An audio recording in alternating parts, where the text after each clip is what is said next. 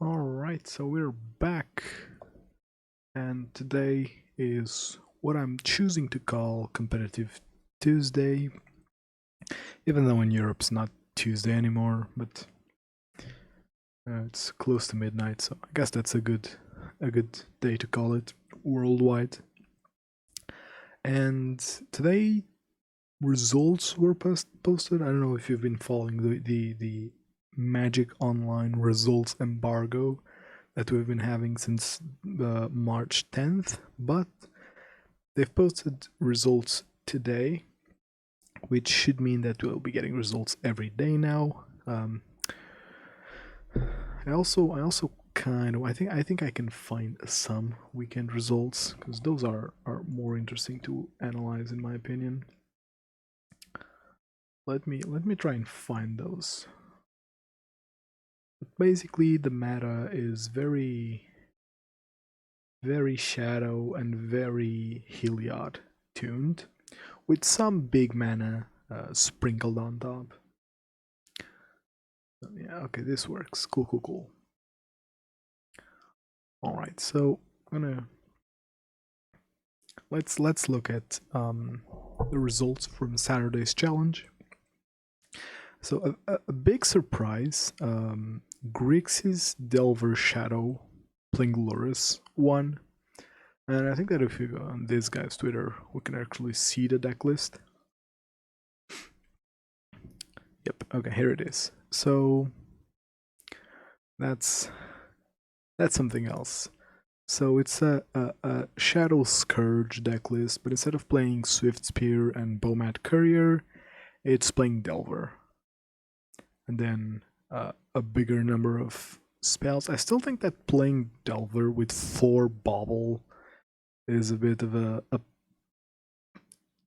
hard sell. Like maybe you can cut down to 2 Bauble because you are playing Lurrus, so Bauble's not awful in a tempo mid-ranger deck like this. And I don't know, maybe play some more. What is this deck missing?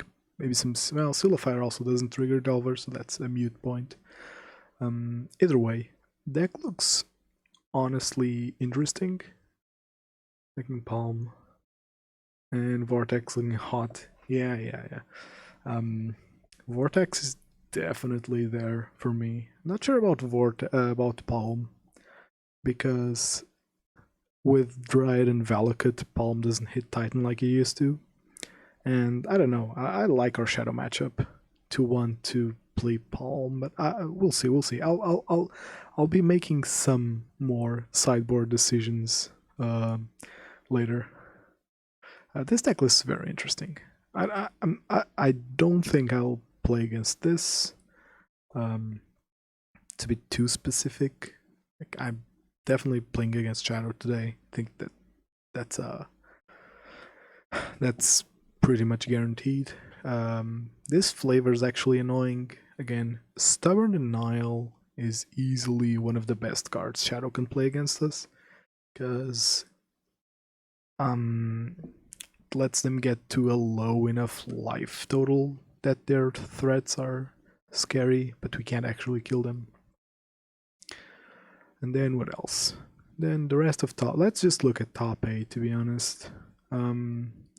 So Heliod, no surprises there, the deck's really strong. Blue-red Prowess against, no surprises there, the deck's also really good. Six Mood did top 4 here. Wow, congrats, dude. A really good Tron player, one of the best. Mono Green Tron strikes me as a bit weird. I'd imagine that both Shadow and Prowessy decks are good against Tron, but we have 2 green Trons in the top 8, and one, well, Eldrazi Tron does have a good matchup against these, but double G Tron is kind of weird. But wow, that's actually a bit scary. I hate this matchup just because sometimes they keep like blind random hands that are good against us. Like keeping a blind 7 of 2 Tron lands and what's it called? Wormcoil Engine, and then they naturally hit Tron and play Wormcoil on 3. And oops, they're against burn, so they win. if they're on the play. Then we have a red-white burn. I don't think we have a list for this, but I'd be interested to see it. It's probably playing core, rest in peace, you know, the stock cards, which I'm not in love with, but I've gone over that. And then we have spirits here, which is kind of surprising. Is this list available?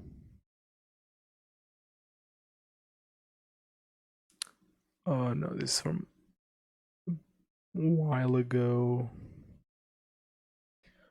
No spirits list, but I can assume it's something like this. Unsettled Mariners is annoying, as well as Oriok in the side. Of course, super annoying. So it's looking like... Alright, looking like Path and Vortex will be a mainstay in our sideboard for a while, as they have been, to be honest. And then the rest of the challenge. Shadow had a bunch of decks making top here. Like this dude usually summarizes the results. 5 Jun Shadow decks plus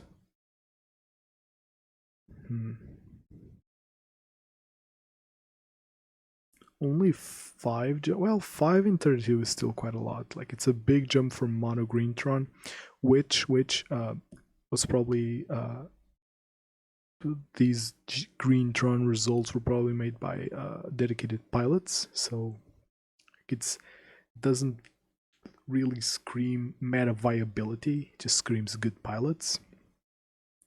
And then Heliod not having much presence is kind of weird.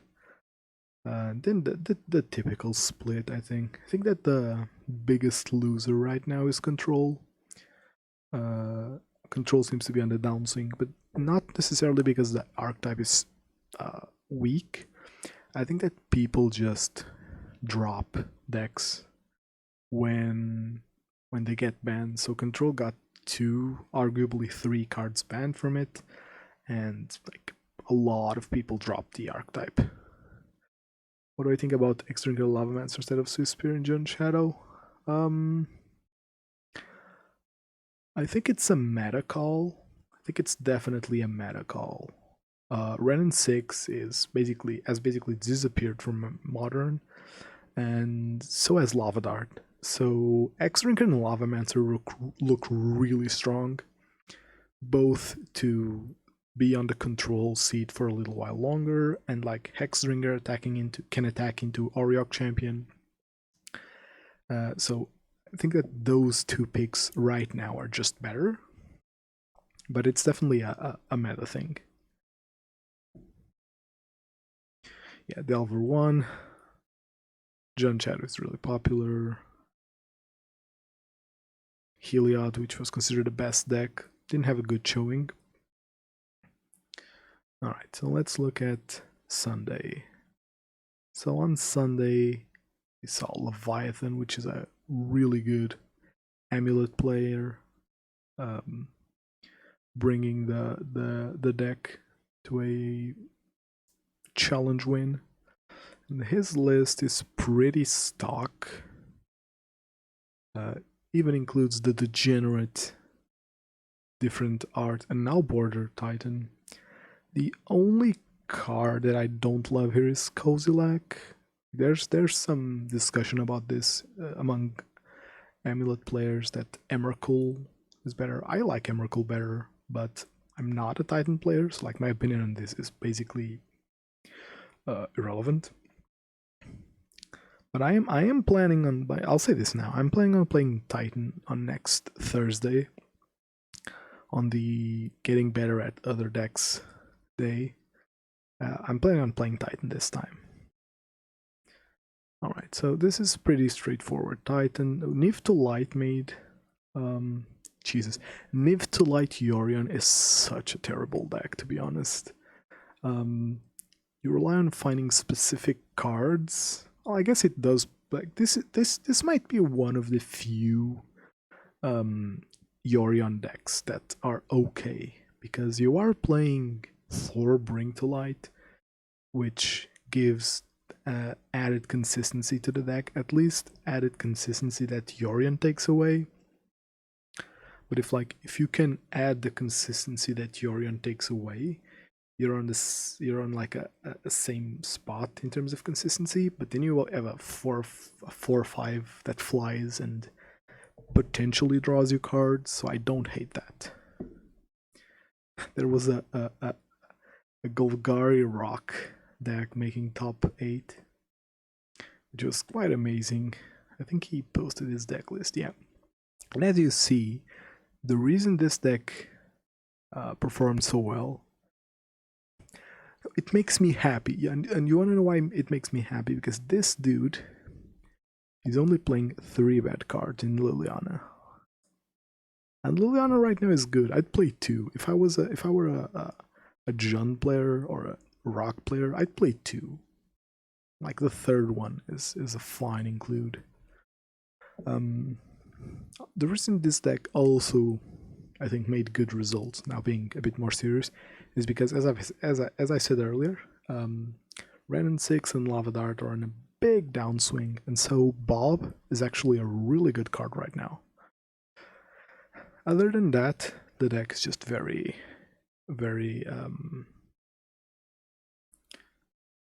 consistent. The Luris package is definitely really good. Like Bobble makes Goyf even better, and then Hexdrinker, Goyf, Ooze, Bob are really good early drops to flashback with Luris.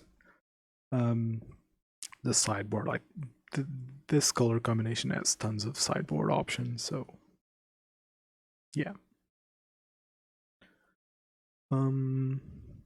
Yeah, so I think this is a really good build of the deck. Really shows that this player is either stuck in time still playing 4 Bobs, but I find that unlikely. I think it just realized that playing 4 Bobs right now is good because Ren 6 is basically missing from the meta.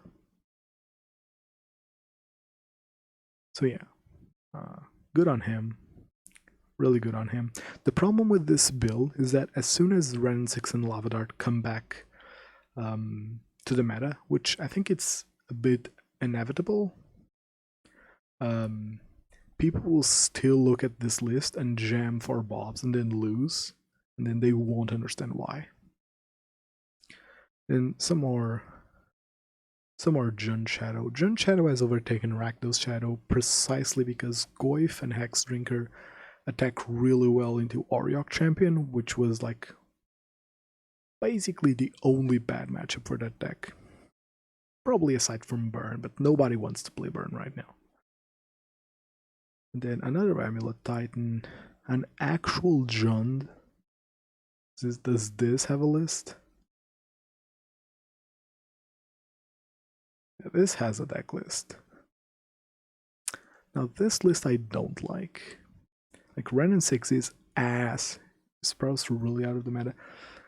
Yeah, Izzet sees a good amount of play, but like a lot of people are on Shadow.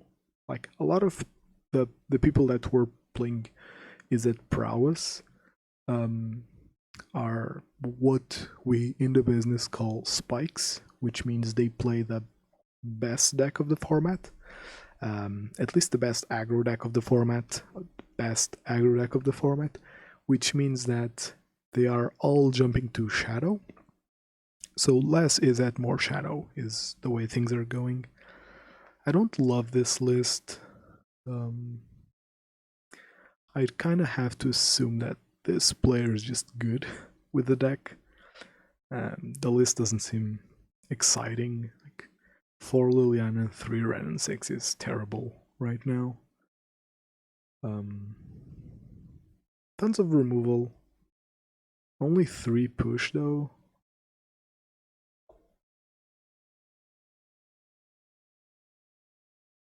Honest to God, I think Bonza is a deck that's really strong right now. Moon dunks on a lot of things. Like Moon dunks on 3-color Shadow, dunks on Amulet, dunks on Tron, dunks on... probably even dunks on Heliod. And Moon on 2 is better than Moon on 3. And then Glorybringer flying is one heck of a clock.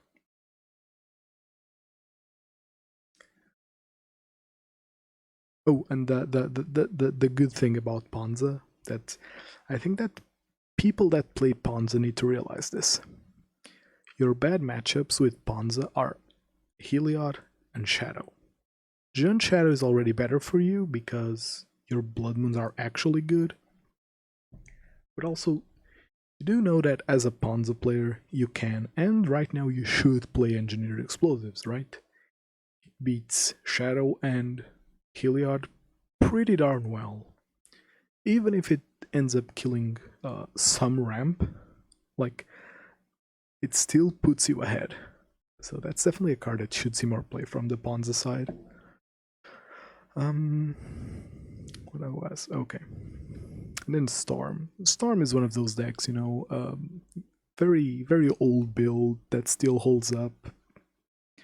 Hasn't needed upgrades, or many upgrades, I'd say. And because of that, it's quite unpopular because not a lot of people jump on it. Again, spikes don't play Storm, but dedicated pilots can definitely pick up the deck and take it very far. We can look at the list.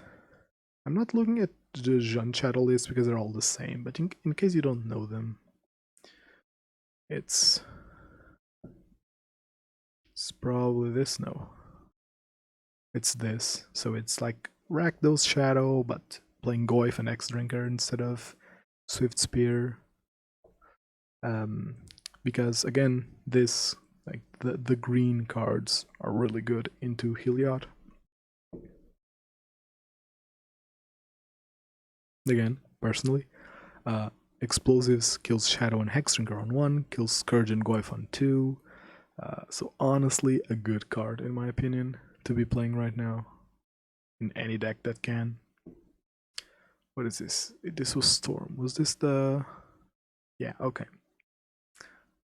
Was this it? Yes.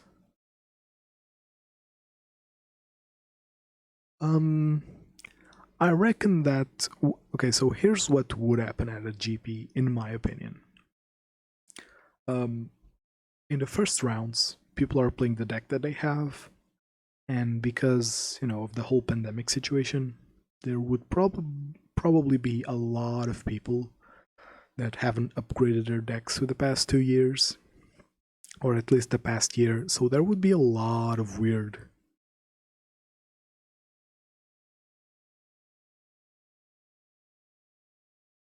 Yeah, exactly. Magic Online has a lot of spikes. But at a GP, I'd imagine that the first rounds would be populated with weird decks and older decks. And you know, spikes are spikes, so they practice a lot more. So I'd imagine that in the upper brackets, a little later in the day, things would start to look more like Magic Online. That kind of sucks for Burn, because there's some popular decks that are kind of bad, but also kind of budget, like Bogles and even Soul Sisters. That just completely destroys us. Okay, this Storm list literally has nothing new. Their latest upgrade was... I don't even know. Aria Flame? Like, the pathway barely counts as an upgrade. Aria Flame as a alternate win condition in some matchups, but the card's not that great, especially in a fast meta as we are now. But yeah, dedicated pilot can take the deck through a lot. And then the rest of the tournament looks okay. 2 prowess here. Ooh, another rock deck. It's actually amazing. This one has the Lures as a companion. Yeah, again, see, Dark Confidence good, Lures is good. No Liliana means no awkward 3-drops that can beat that cards, or give you the illusion that they're good cards. I think I've played against Soul Sisters once in paper, and like I didn't even have, or was it my? I'm not sure if it was my first paper event in Modern, or if it was my first paper event with the complete deck. Either way, I was just so out of it. Like as soon as the match started, I knew he was on Soul Sisters, and if I won that, I'd make top 8. Basically, that was the winning in, as they say, and I was just so sad about it. But it happens, I guess. With Vortex now, it's not as bad. Still a bad matchup, but maybe not as bad. Let's look at the spread here. Yeah, so on... Wait, when was this? Did I mess up the days? Probably. The 21st. This was Sunday, yeah, okay. So on Sunday there was a lot of Heliod. As, again... Oh, this isn't the challenge, this is the PTQ. Okay, same shit.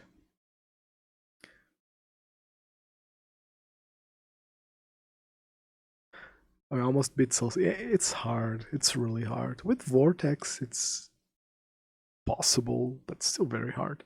Tell someone that they're playing cringe without being impolite. I don't think you can. I don't think you genuinely can.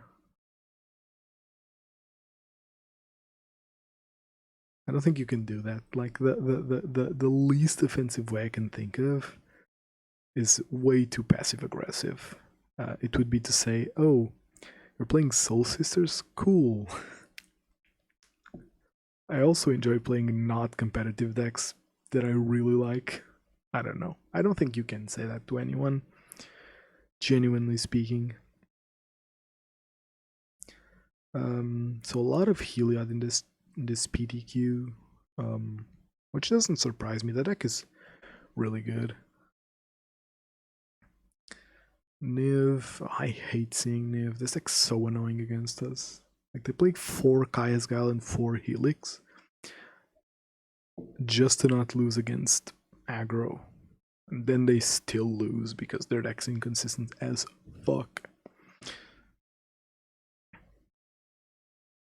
But aside from Heliod, the meta looks very fair here. Or not fair, very, very well distributed. Wait, there was one scape shift? Yeah, exactly. Like if there's no nice way of saying it, it's because it's not a nice thing to say, basically. Wait, is there a... no Decklist. I want to see Scape Shift. I'm interested in the deck. I'm interested in the deck as a...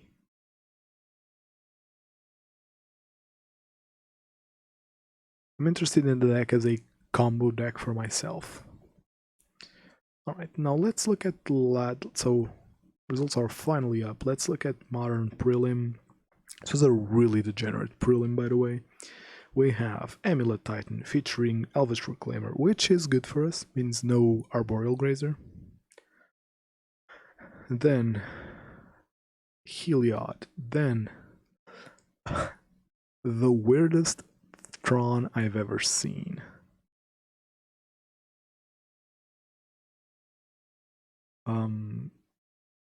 This is like Eldrazi Tron without Chalice, so yay for us.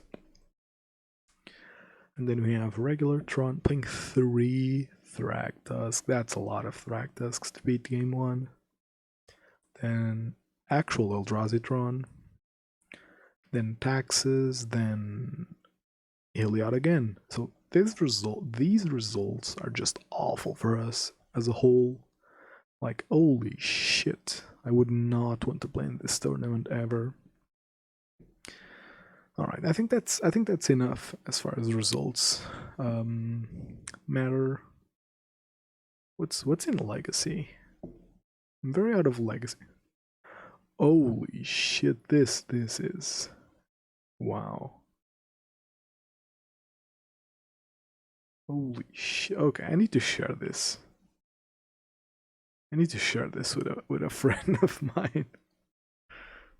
Alright, alright, alright. I need to share this with a friend of mine. Right now.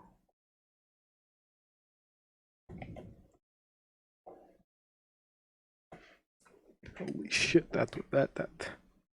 This Titan in Legacy.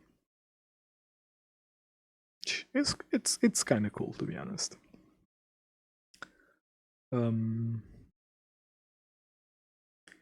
Is this Esper Vial? Yeah, it's Esper Vial. And this is just Control Soup. This is the land deck. What's it called? Dark Depths. Oh, that's a pretty small one. All right, let's look at our sideboard. Let's look at our sideboard. See what we can do here. So there seems to be a lot of Tron, a lot of Heliod, and some Amulet. So how do I want to do this actually? Like, I think I want. I like doing it in like 2 piles. I think I want 4 path for Oriox, Core, and Dryad. Dryad's the real hit against Amulet. I think I want 4 Vortex. And then I don't think I want to drop Surgical, even though, oh god. Do I want to drop Surge? I haven't faced Dredge in a while. I'm gonna make the very poor mistake of dropping Surgical for Hushbringer. Do I want to play 1 Lavamancer in the side?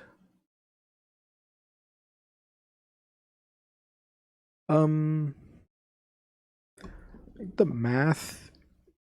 math should work out for paper too. It's the same math. My results bias tells me that at least in online it works. I'm not sure about paper. I would still want to redo that math like properly and showcase it somewhere. But the short answer would be yes, I do recommend that. I'm thinking if I want to get 1 Hushbringer for Grim Lavamancer. Do I want 1 Grim Lavamancer in the side? Like that cheeky Palm? I don't know, Palm seems, yeah. I think I'll play the 4th Hushbringer. Probably not bring it in ever, but alright. Let's play a Modern League. Classic Burn. 4434, 61, everything's looking Millhouse. Alright, so last night I decided to play a league. It went fine. It was a 4-1. I dropped a game to Green Tron out of all decks. Just because like when they have it, it's actually very hard to do something in that one. Which I kinda hate. I don't like matches. I don't like matches where my play is less relevant, or like what I do matters less.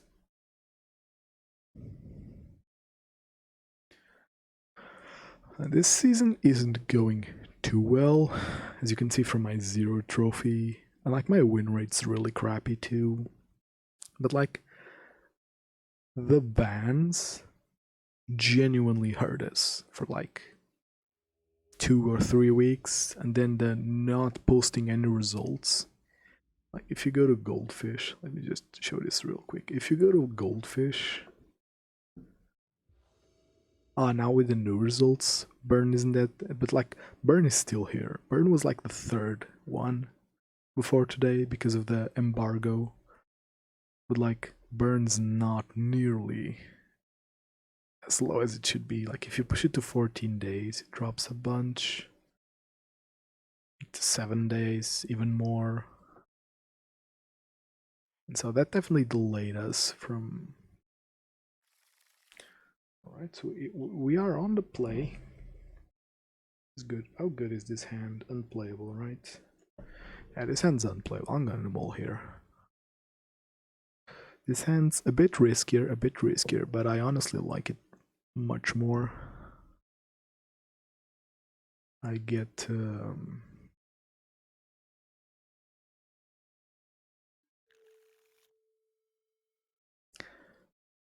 I think I'm bottoming Skullcrack. Yeah, I think I'm bottoming Skullcrack. With double Rift Bolt, I can't really be playing reactive here. I can't afford to be playing reactive. My opponent also mulled to 6.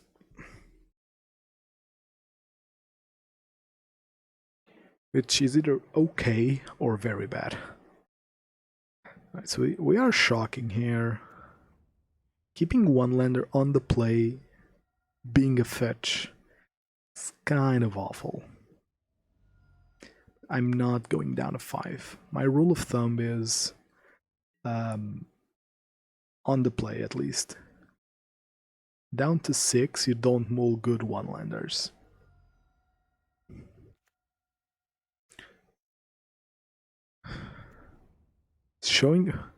Just showing you the way.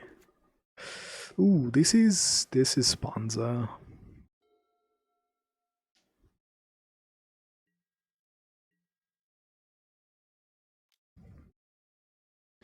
Oh, they have Blood Moon. Oh, this dude's blocking? Seriously? Wow. So no Blood Moon from him. I love the old... Is this still a stomp, right? Yeah, okay.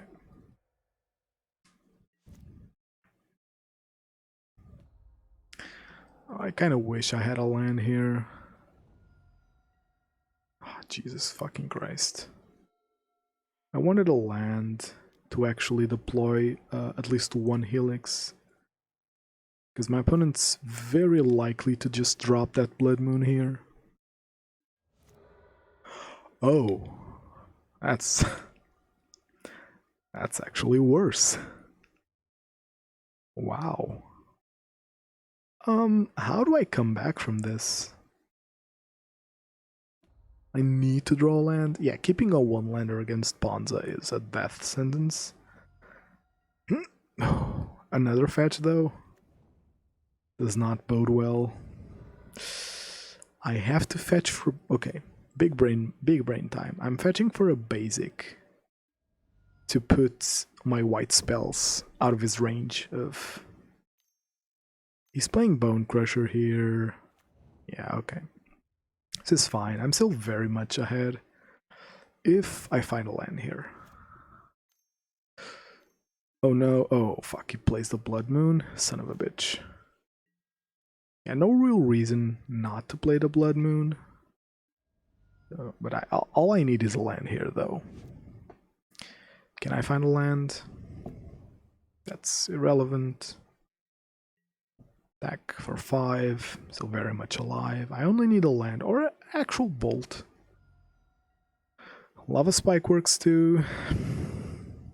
Wow, what a shitty game. I should not have won that. I have so many spells stuck in hand. Jesus fuck. Okay. I hate Eidolon in this matchup. I think this is a clean trade.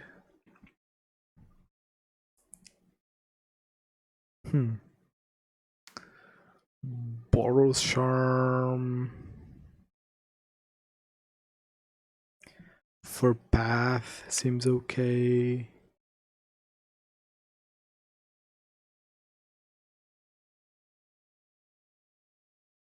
Even then, probably not. Like, what do I want to remove? Well, I guess I am. Well, Guess that bringing Vortex might mean that I'm on a slower plan. I had no path. Boys, this is a hand. Not much better, but bottoming the fetch because so it's yeah, there's like this awful little delay that I hate, but I can't get rid of because that's how signals work, I guess. It's a bit annoying, but I guess you have to live with it. I'm on the bolt plan. A moon here doesn't do it. A cloth is fine. Not fine, but not like super awful.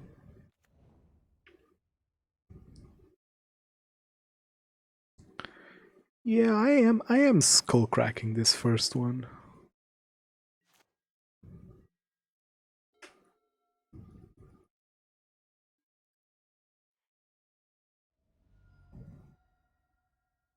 Getting a basic because I have white here if I need it. Skullcracking him.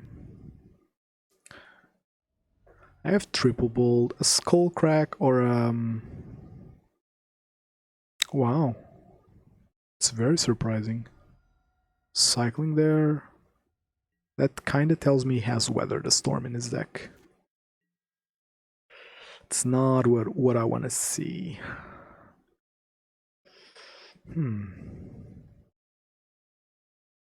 Interesting.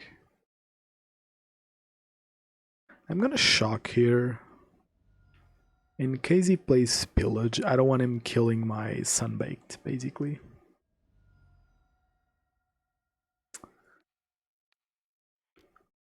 I have to play into it, sadly. Don't think I can hold. I could have played Sunbaked, spike him once, and then hold mana for the yeah, okay, so he has Weather the Storm. I just snap can see that one. Even on Vortex, this becomes very hard because Cloth just drains me too much. Okay, on the play, I like Boros Charm much more.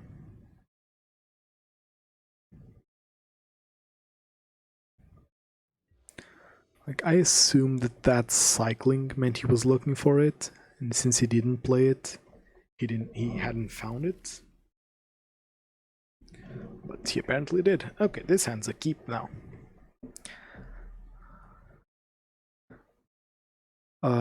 This hand's a keep because it's very likely that my opponent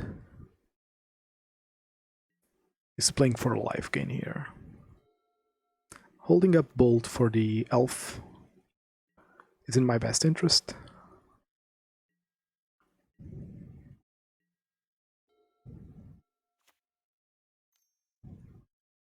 Yeah, I think I Bolt the elf here, just making him slower is in my best interest right now with Vortex up. A bit painful to cast, but I want to get Vortex going as soon as possible. I can hardcast that Rift Bolt if I want to, which is very likely, to be honest, seeing as I'm very probably double Vortexing here.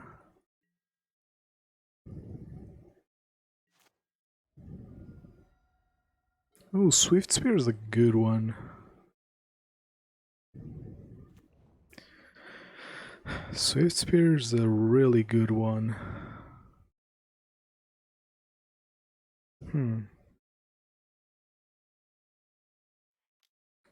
Playing the second Vortex seems fine.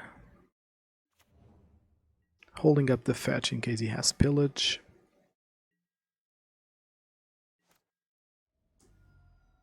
Swiftspear is fine. It blocks and it might even get to attack. This basically makes a Bloodbraid Elf unplayable.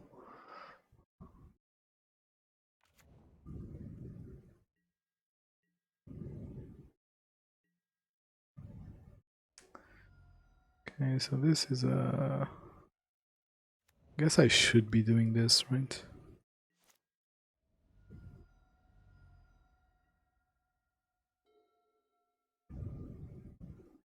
Huh, that's interesting.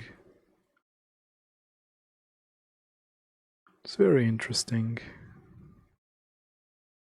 If I kill this, I can activate that. I think that's fine, to be honest. If I ever see a land, I have a really good turn coming up. This is an interesting matchup. The Vortex is definitely making it so it's just hard to go at it. He can double spell into Weather the Storm, which would be annoying.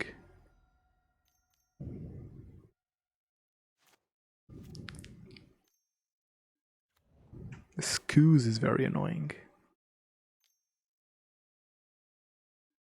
Ooh, and the Coos can grow out of Searing Blaze range, which is also very annoying.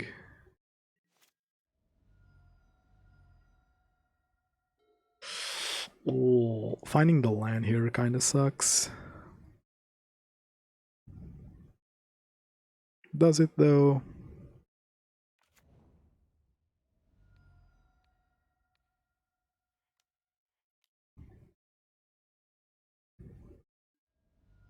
Oh, I should have played the Swiftspear. No, I don't think I can hold up. Yeah, this is probably better.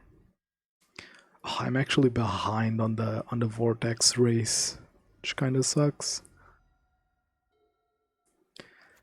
I need Helix. Oh, if he plays a big boy, I'm kind of screwed. If he plays the Flying Dragon, Seasoned Pyromancer is fine.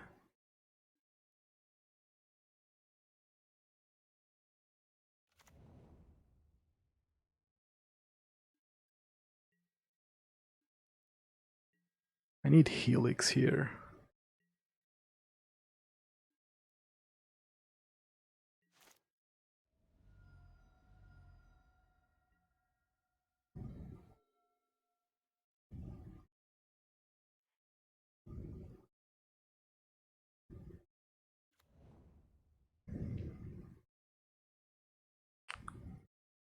I think I hold here.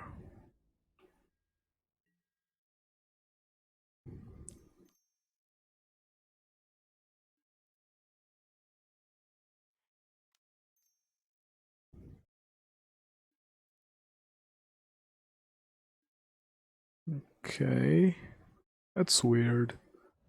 Why would he do that? Does he have an agenda? It's honestly really weird.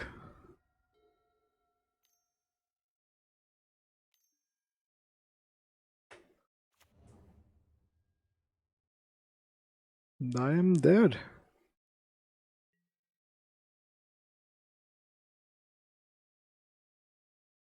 Oh, no respect for the removal? Yowza. Yeah, I'm dead. If I hadn't shocked... Well, I don't think I can win this if I don't kill that Skews. Maybe the keep was a bit greedy. But hitting the fourth land was a bit too much. Like, I definitely got punished with the Riftbolt thing and the Vortex thing. Still a very close matchup. I'm sure that there was some space in game 3 there to win it. I don't think I could have done it game 2. They had a Clothis. They were going to like a lot of life on that turn because that was a Storm 4. So they were gaining 12.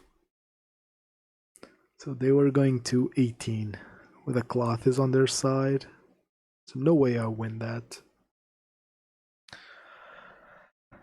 And then game 3. What could I have done differently? Maybe the answer was in the spam. I think that the Swiftspear should have come sooner.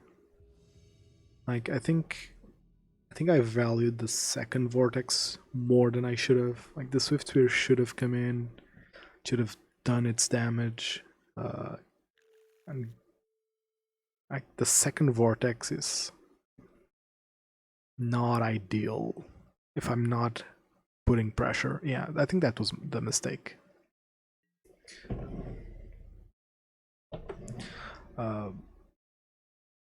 But you know, card is still kind of new. God fucking damn it. Notably, I wasn't playing Vortex in the Euro meta because the Euro meta was also the, what should I call it? The Mystic Sanctuary replay my best spell infinite times meta, which wasn't a great meta for us. Is this Eldrazi-tron? No, Eldrazi-tron doesn't play chromatic effects, right? If he plays a forest here, I'm in a decent spot. Might even deploy the Eidolon. If he plays a Tron land, I think I have to Helix face, which uber sucks.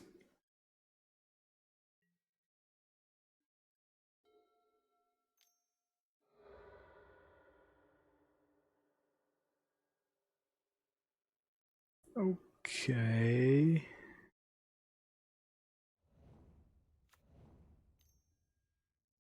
Okay.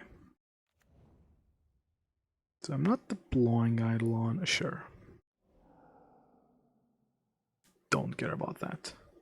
I'm not deploying the Eidolon here. I don't think I can afford to do that. What do we think, chat? Does he have? I think that him keeping 7 probably means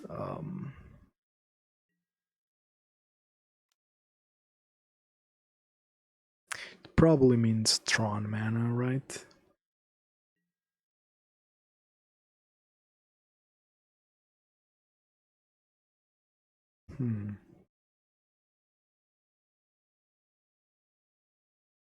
What am I doing here? Am I double bolting here?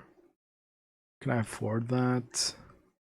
If I double bolt here, a land is gas, a spell. I think with that bolt draw, I have to double spell here. Why did I fetch Sacred Foundry? Oh, in case I have to crack this and still need white. Does he have the semi-natural Tron? No. Alright. A big boost in winnability.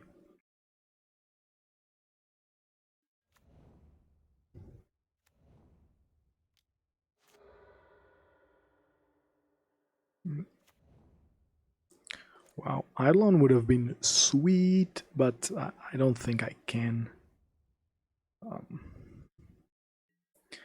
Don't think I can play like around it.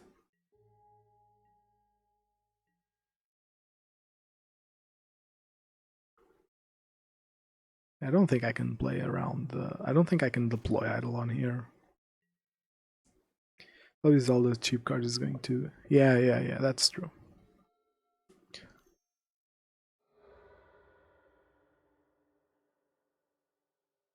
If he doesn't play a creature here, he's just dead. Even if he plays a Wormcoil, he can't play a Wormcoil. So he's just dead?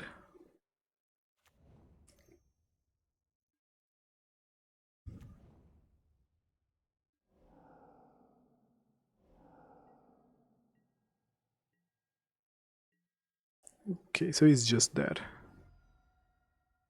So my opponent gave me this win. I'm gonna be honest with you. There's no reason that my opponent should keep 7 if it takes him this long to Tron. Really no reason. I honestly think Eidolon is bad in this matchup. And Searing Blaze is also quite poor. I like Path. Path solves a lot of my issues. And can usually mean the difference between a win and a loss. Yeah, probably, but god damn it, if that isn't wrong, I don't know what is. Like, Jesus, don't keep a hand that's not Troning on 3. Winning game 1 against Tron on the draw is definitely big. I kinda wanna see the third land with this hand. My life total kinda doesn't matter. I'm starting with a non-fetch land.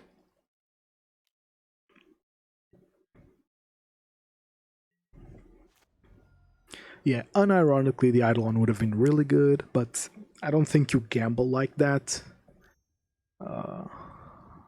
See, now he has Tron. Okay, can I get a path?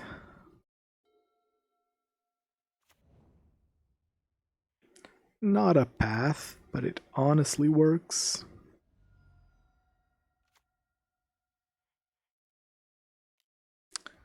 Maybe I should have gotten Sacred Foundry.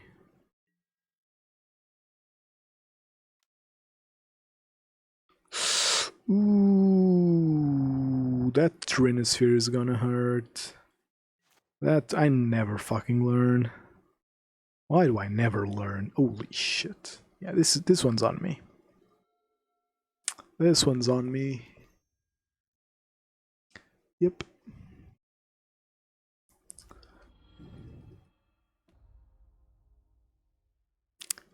Yep, he would have been at 13 here.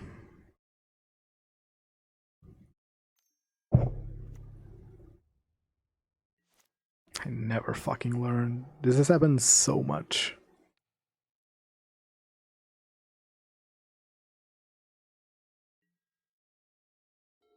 Ah, alas, no. No spell. I think I need to kill Karn here. Because he just gets too much value, and like without knowing if he has. That's a card. Does he have the green land? I think I can see it if he has the green land.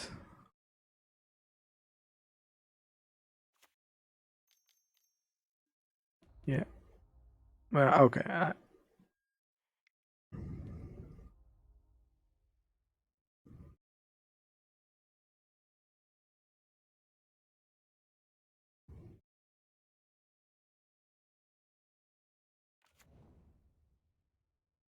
Wow.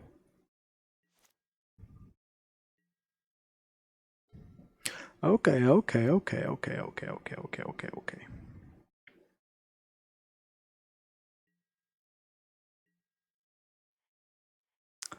Not entirely lost. Not entirely. Another Karn, the Great Creator. He would be at 10 here. Ooh. Might have actually punted this win away. I think he downticks on the land now. I Skullcrack him.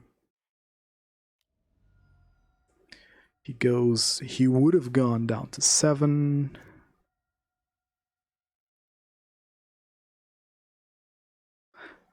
Maybe it doesn't matter.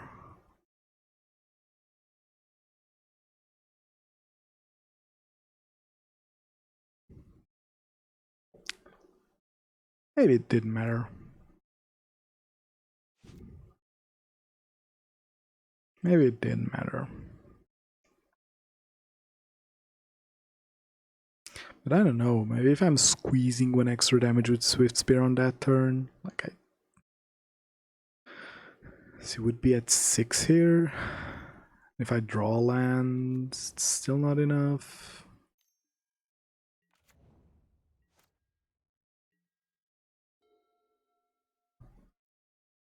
That's okay. Now with Karn down ticking again, I don't think I can win.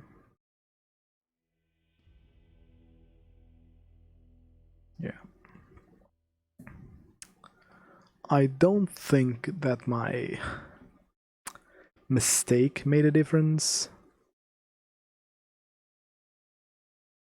Still don't like Eidolon.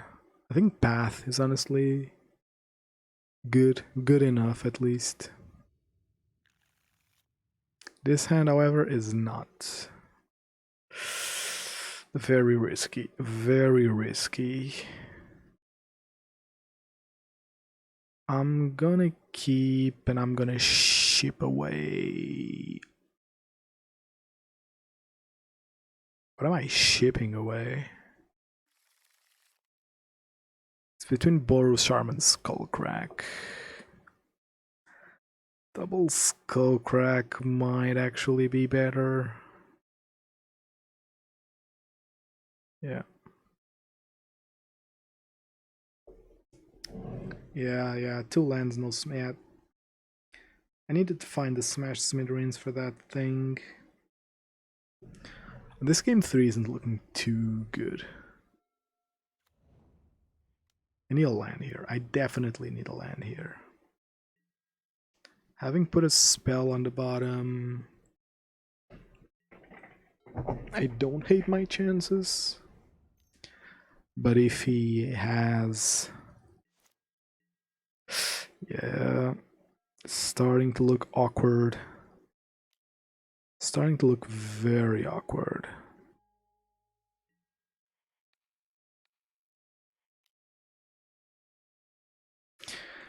So 1 land drop's fine to miss. It's the second one that I can't miss.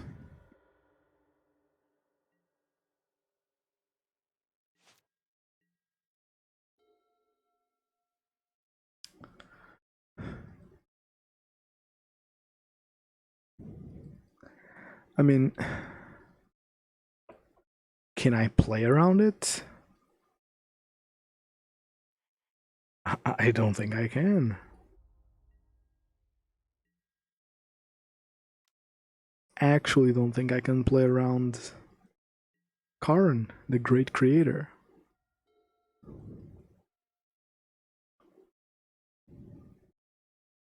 Seriously, Green Tron is feeling worse and worse. Oh wow, okay, that's definitely... Oh, wow.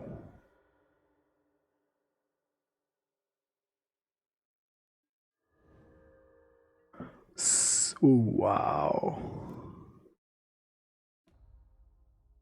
Okay. So no payoffs is my takeaway here. We find land. Nice.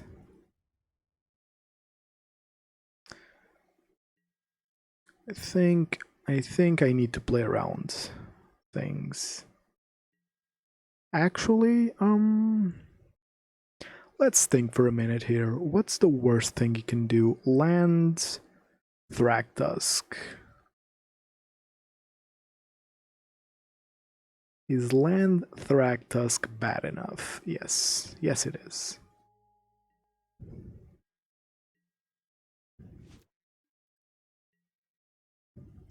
I was thinking if I could Skullcrack there to maybe avoid some things. Ah. This is definitely a problem, though.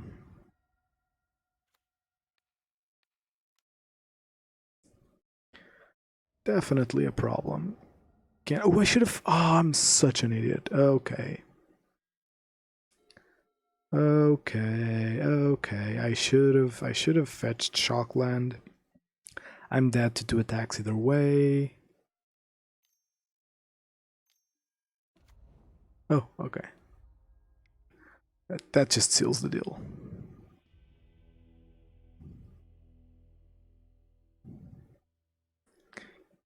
Even... Oh, good. I can't even see the card that I was drawing. Okay. See, that's my problem with Green Tron.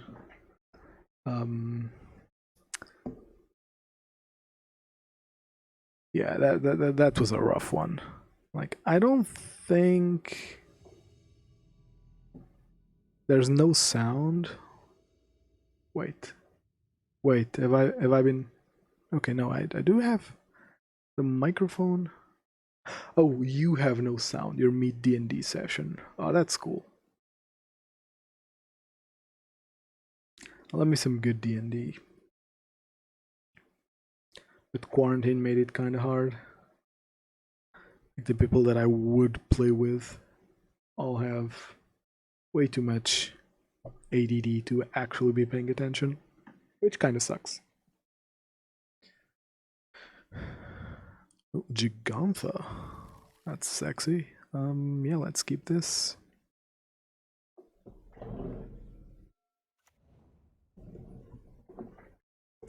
Okay, I'm not sure what to expect from that side.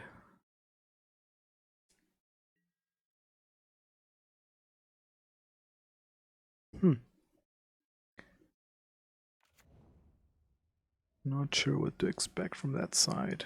I just realized that Damon told me he doesn't have sound on, and I spoke to him.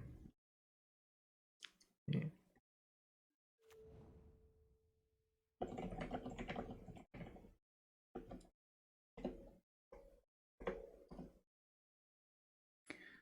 So, okay, opponent. You don't get to keep your secrets. You're not Gandalf. Opt. Is this Storm? Might be Storm.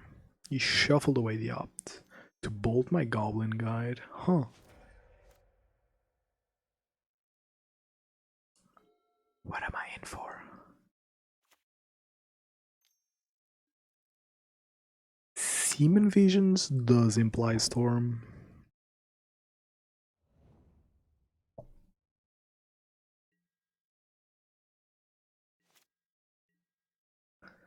Land here is actually great.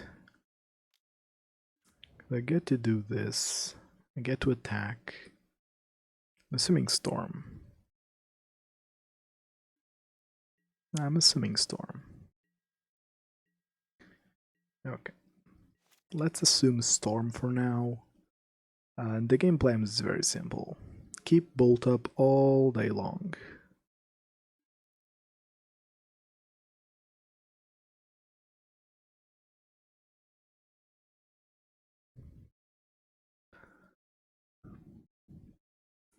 Not using original Serum Visions. It's kind of a punt from my opponent.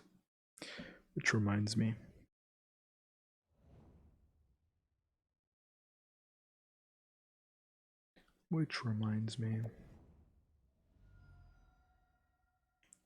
Oh!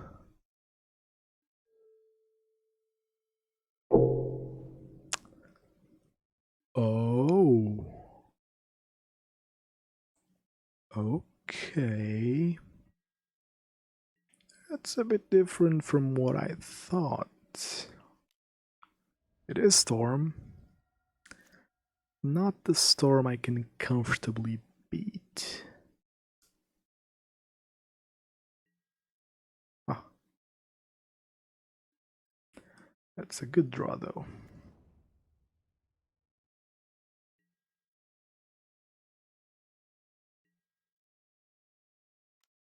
Just getting some more info here. Fate Stitcher. Yes, waste your removal. With my dude, that does not matter.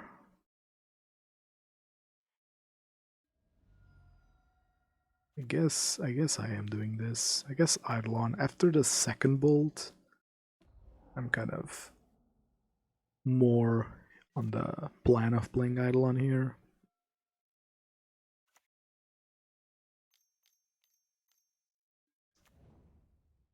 It's mostly inconsequential.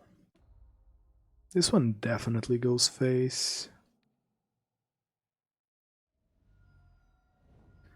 I find a land.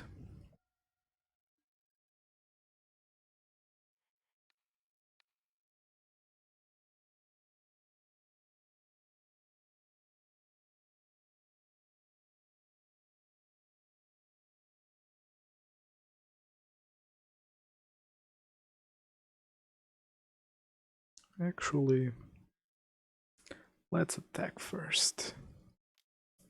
I have a feeling he blocks. Okay. Yeah. This feels better. Build him.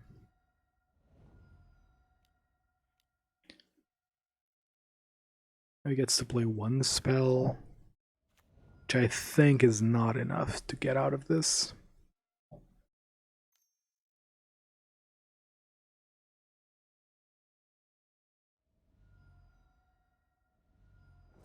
Gets to play 0 spells, yeah. So it is this kind of storm is very annoying. This kind of storm is very annoying.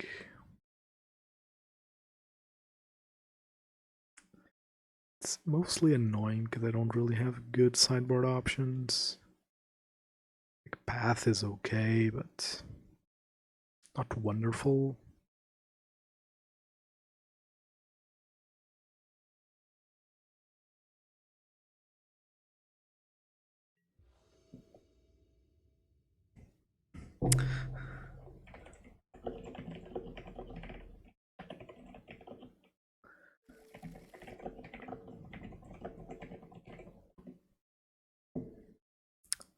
Can't say I hate it. Applies pressure, kills things. Guess it's a keep as good as any. So this is Storm, but this should be some Storm. Oh, it's Ascendancy Storm. My win rate game 1 is really good.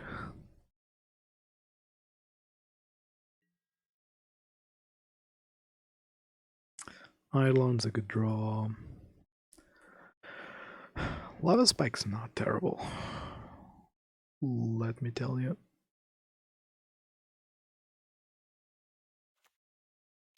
Playing the Swiftspear into the bolt is kind of sad, but I think it has to be done.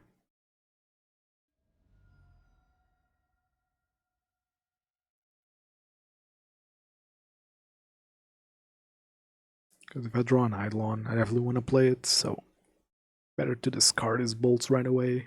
Ooh. No bolt there. It's kind of surprising. Do you have anything for turn 2 here? Perfect mana. Okay, okay. I like that. I like that.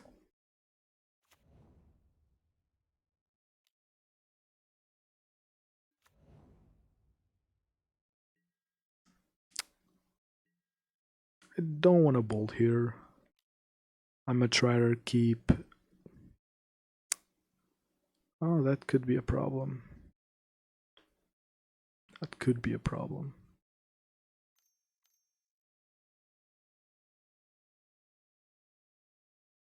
Do you have Helix? Jesus Christ. Okay, opponent. Weird flex, but okay. Huh. Yeah, I discarded all my life gains, so...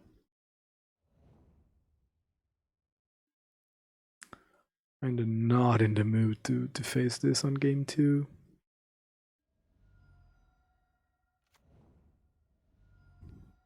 I think bolting face here is fine.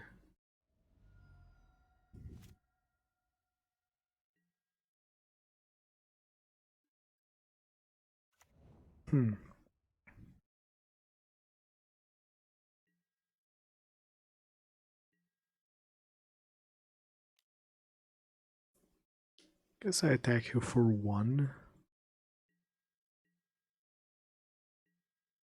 And pseudo lock him out of playing that timely here.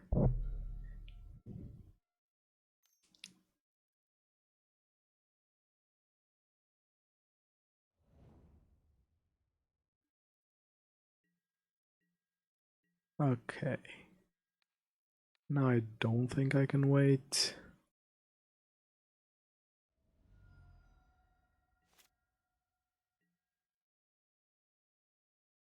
I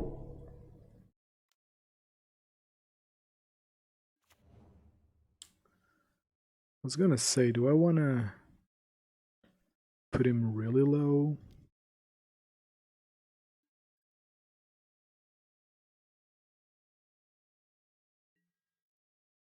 I think I'd rather wait. As path. Yes.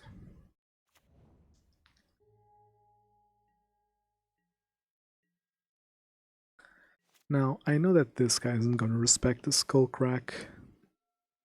He's gonna play land timely. Because why would he respect the Skullcrack?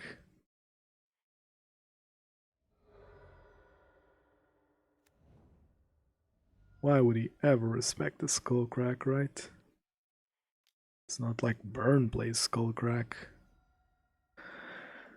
Seriously. That's realistically very risky.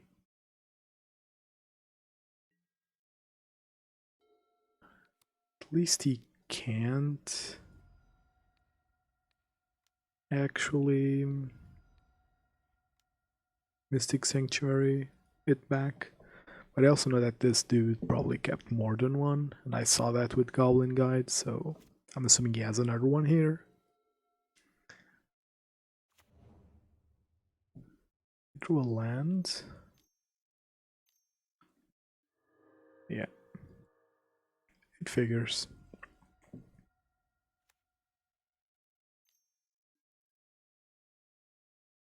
Well,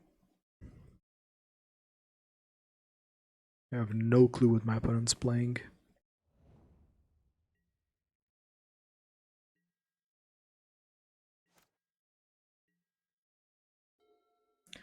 That's a redraw. I want Eidolon. Not great when I cited out all my Boros Charm. Actually, doing this now before he what? He's gonna combo. If he combos, then that removal was actually useful. Funnily enough, is it the third one? Oh, it's the Ascendancy. Okay.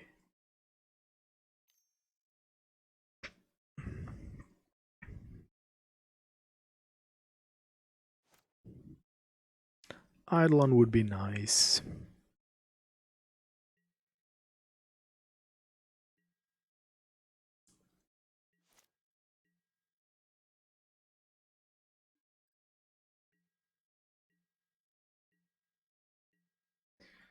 Guess this could be the removal I need. If he's banking on a bird.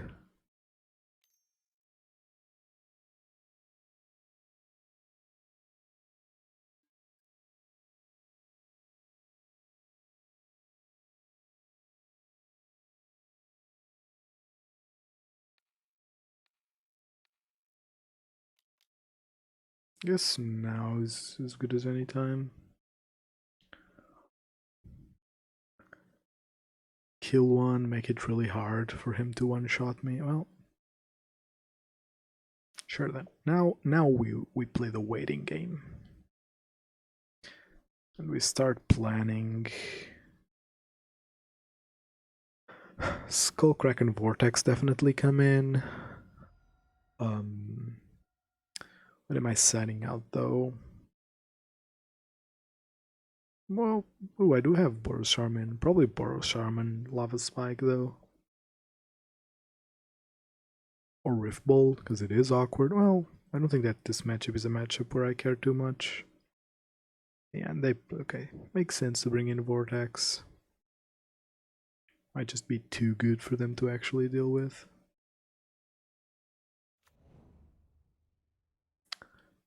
Can I still win? Can I still win here?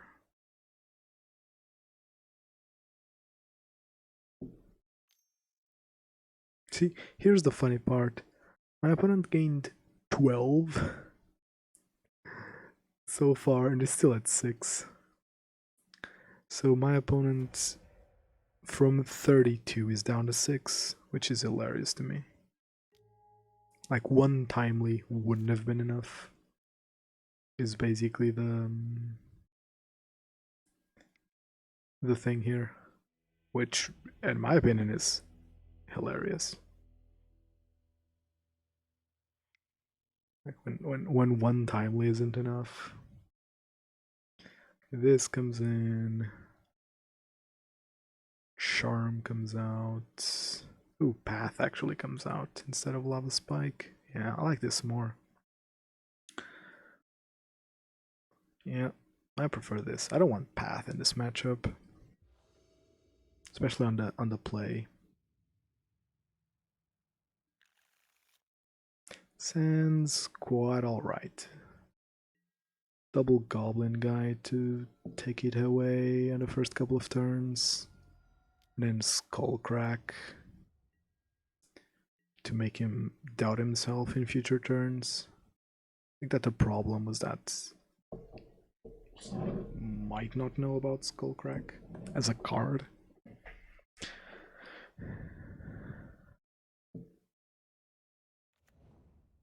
That's a bolt. Oh no. Wow. That's surprising. Oh, explosives on 1. Okay. So am I committing to the board?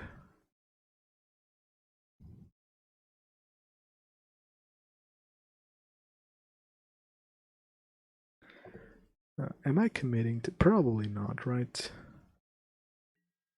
Yeah, I think it's a better plan to just wait a little bit.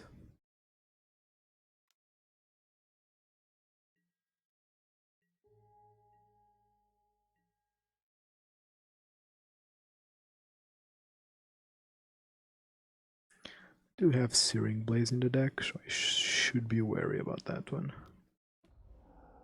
Okay, so just do it like this.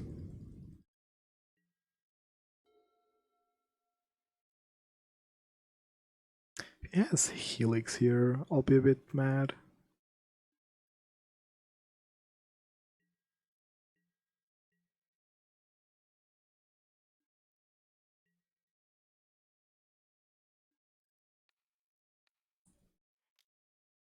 I think shooting here. Same shit. I'm kind of scared he just plays Helix there. I also have this coming on. Okay, so things are looking okay. It's a good draw. Just attacking here.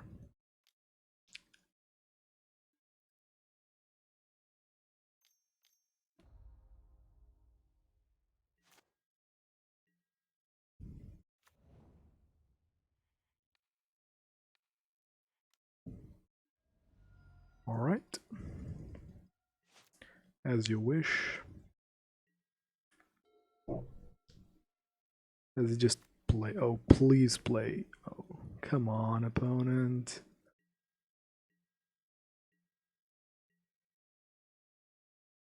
I want to see the timely reinforcements coming down.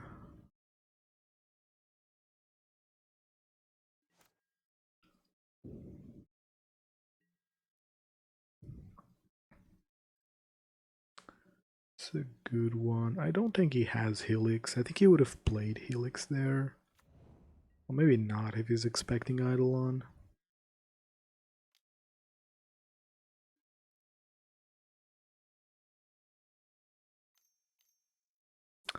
He has it? Jesus.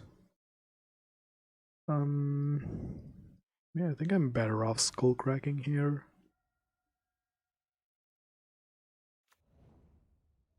Which kinda sucks, to be honest. Because he is drawing Helix, which can go face.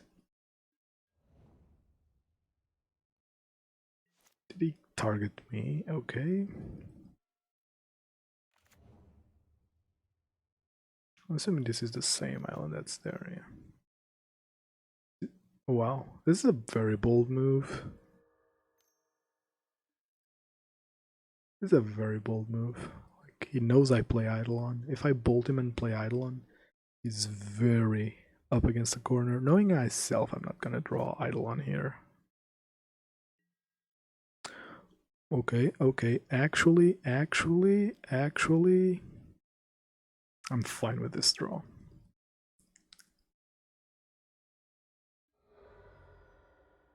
Does he have Spell Snare?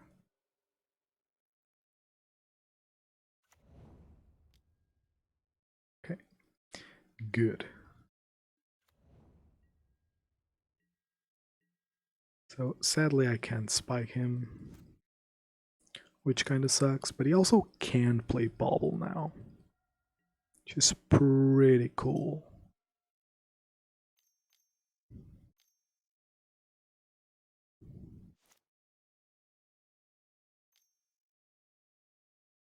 It's Ascendancy.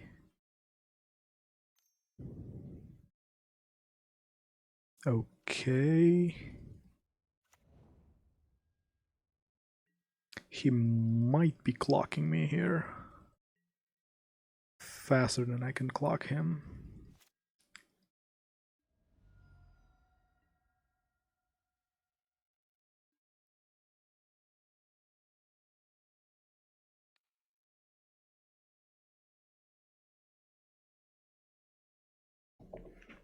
This is interesting. This is very interesting. Playing Eidolon here.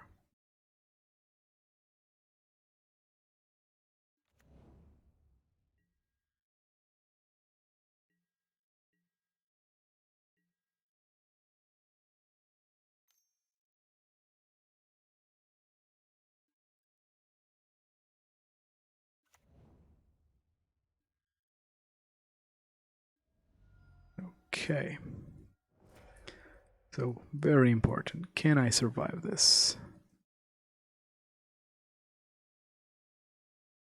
Need to survive this. Lava Spike's kind of rough here.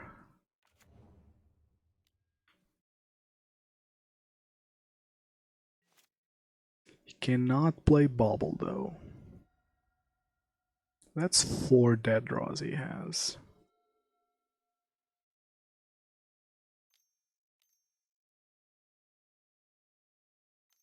Ascendancy? Ascendancy would be a pain. Oh, Jesus fucking Christ. Yeah, that's a rough one. I might die here.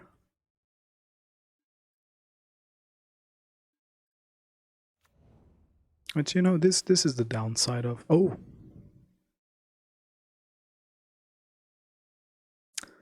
My thing has taxed opponent.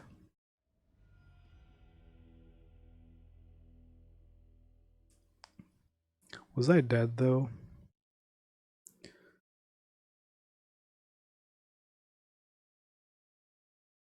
One more spell and I was dead. Wow, actually. maybe I should have spiked for... Well, I was afraid that he was gonna Helix... Well... Maybe spiking and playing Eidolon would have been better. Because, like, if I spike him and I play Eidolon, he can't Helix the Eidolon because the Eidolon trigger goes on top. Yeah, that was a punt by me for sure. I should have spiked first. Well, for once, my punt wasn't punished. Which, you know, is quite rare nowadays.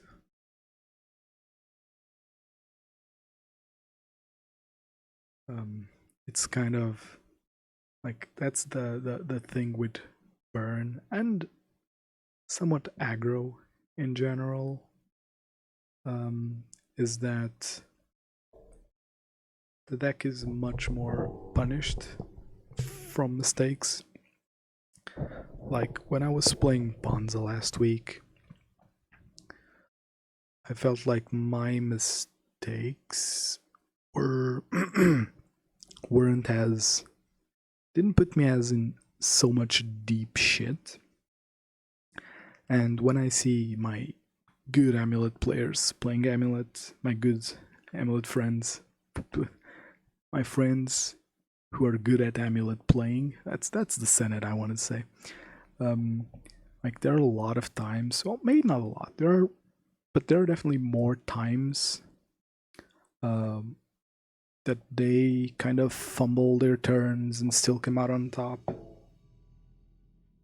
There are definitely more times than me on burn.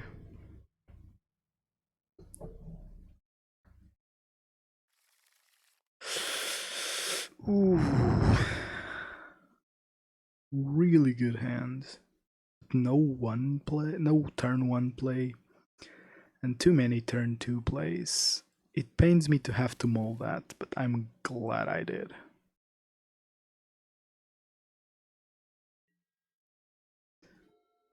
Third land here isn't bad.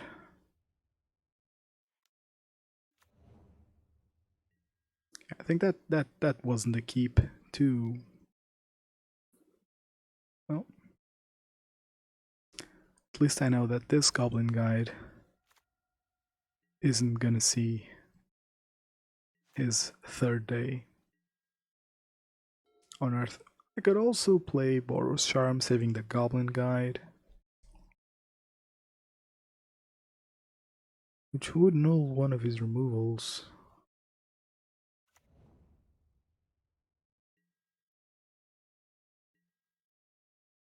Let's do it like this.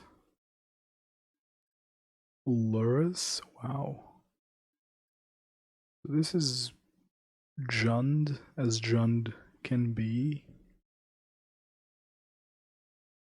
Do I want to keep Boros Charm? Let's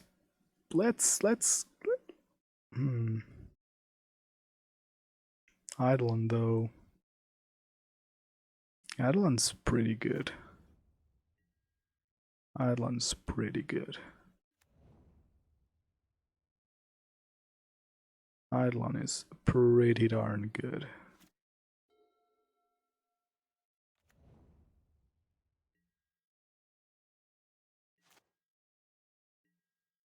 When a fetch land there is just perfect.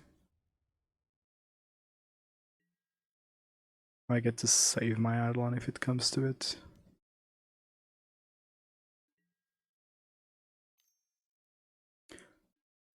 God damn it, seriously? 2 pushes? It's way too much, way too many pushes. I am saving the Eidolon here.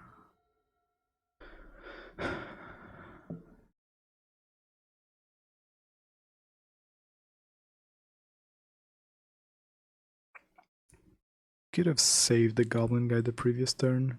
I mean, with perfect information, I would have saved the Goblin guide.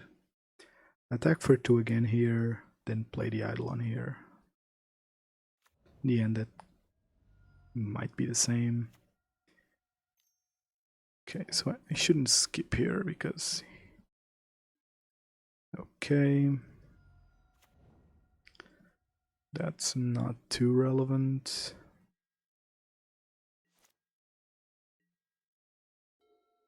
That's a good draw.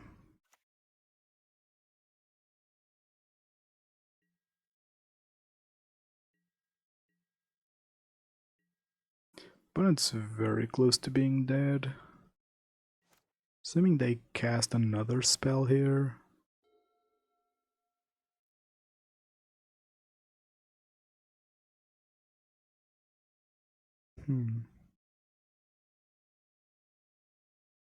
It's interesting that they're sandbagging the lures.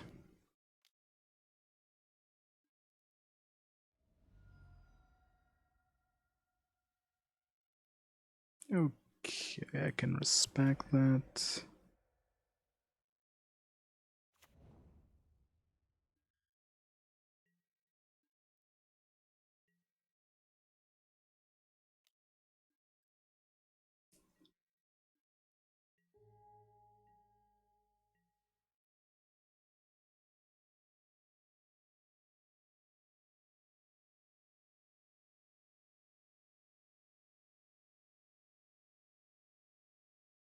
him playing land discard spell here would suck.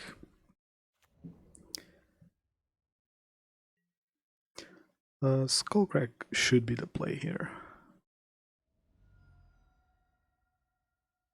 I don't draw a damage spell here. I need to deal with the lures. Fortunately I did.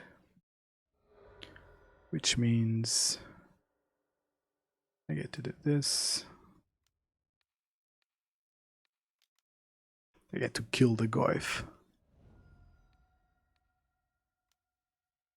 Okay, so we're up against Rock. Which is somewhat surprising, but not that much. It did win a challenge just recently, so anti-life gain up the wazoo, path up the wazoo, and now I'm not a big fan of Searing Blaze, as weird as that sounds. And Riftbolt and Skewer are kind of awkward. More Riftbolt because it's awkward with my draws too. The reason it's awkward is because if I'm on 2 lands, I don't want to top deck these against Liliana. And we know his version is playing Liliana because it's not companioning the lures. Vortex also great against the lures.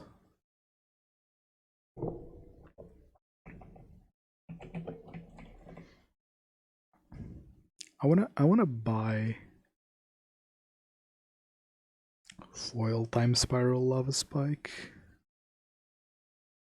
but god dang, I wanna dip in price so hard. This hand is not ideal.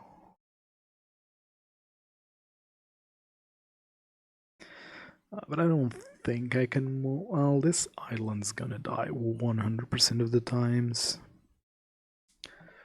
My opponent is probably getting a more reactive hand, which mine kinda doesn't beat. But I can't justify mulling away this perfectly good hand against a discard deck. Inquisition's here. Inquisition's here.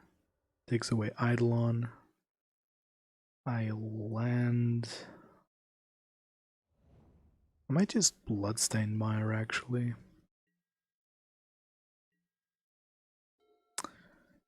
Okay, I'm definitely doing this. Because he knows about Bolt and Path. He's definitely gonna take it slow. Like, how slow can he take it? Is the real question here. Like, he can't realistically... Who did he bobble? Himself. Okay. Like, I don't think he can realistically just hold.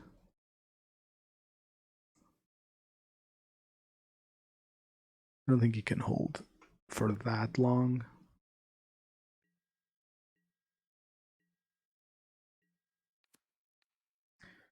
If he has Weather the Storm, there's nothing I can do.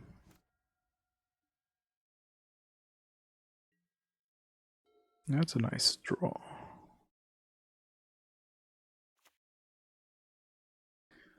Well, I did side out Searing Blaze, so playing the fetch would have been desirable. To say the least. I'm assuming he doesn't have anything too good here. Liliana would be mildly annoying. Very mildly annoying. Do I charm the Liliana? Did he not find a 3rd land? So many questions here. If he found the 3rd land and has Liliana, which I think would be, well, maybe not. Maybe he is thinking about it. I think that with my hand of like a single burn spell, you just jam Liliana into Lurrus or into any threat. See, this is why Liliana can be good. if you precede it with proper discard. God damn it, it feels terrible. Oh wow, this just feels terrible.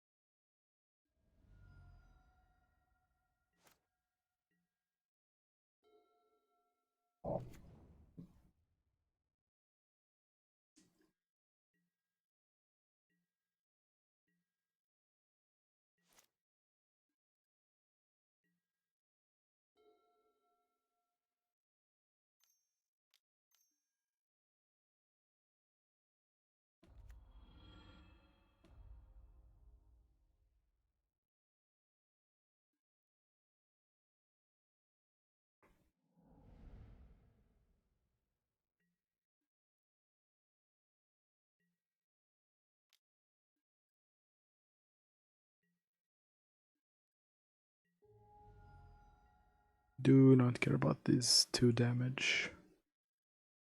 Do care about my life total. That's why I'm fetching a basic here. Going face. Gonna be real awkward if I draw a Skewer.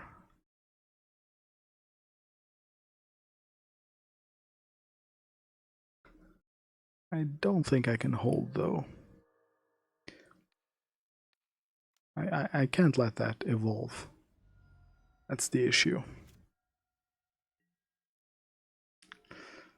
That could be a problem.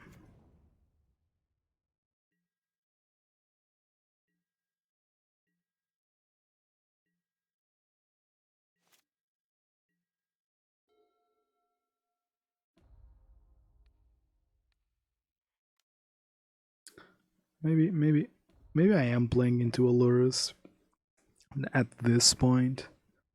I don't think I can do too much about it. Maybe I can keep this land in hand to make him doubt that Lurus.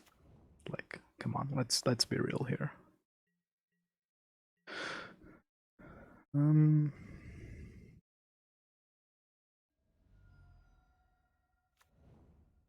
Not running Searing Blaze. So Vortex, Skullcrack, or removal.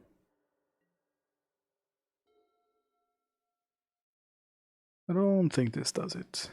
Yeah, Lurus just runs away with the game now. I'm like, realistically, I don't want to be giving my opponent information. Seeing how this version is slightly more aggro, maybe Searing Blaze is a consideration instead of Boros Charm.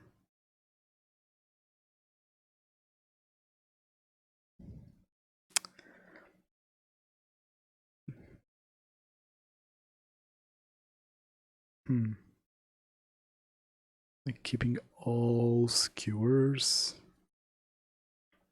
I wonder. Is this too much removal? Am I just over-respecting Lurus as a card? You do play quite a handful of them.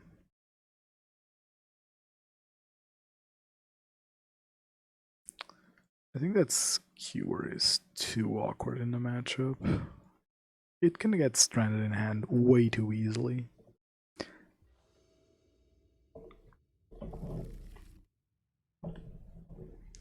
Oh, this is a good hand. I get to lead on Goblin Guide, which is good in and of itself.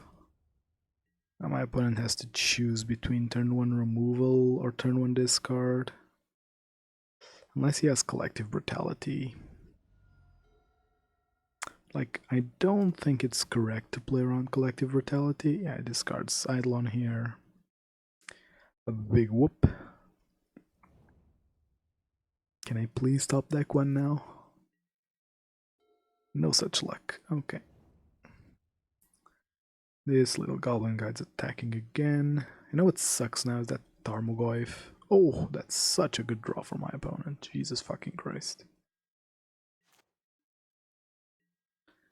Can I tempt him? Probably not. I was wondering if I could tempt him,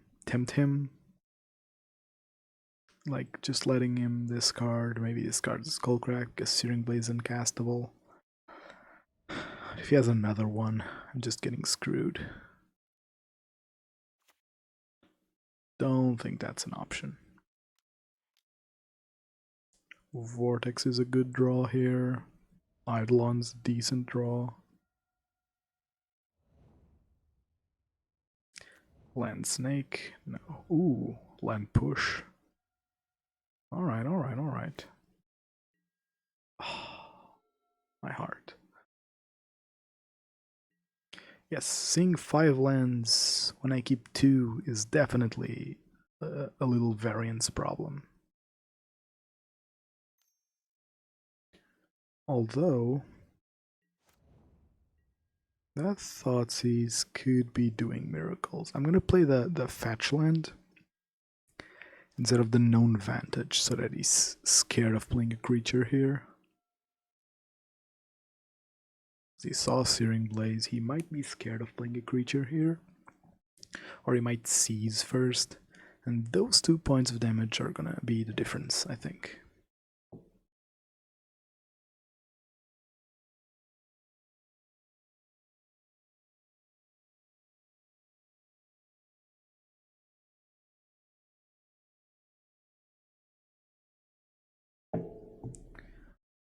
Wonder. Yeah, so my sequencing here with this land instead of this one is because I want my opponent to think I drew a Searing Blaze. The Thoughtseize bug is kind of popular.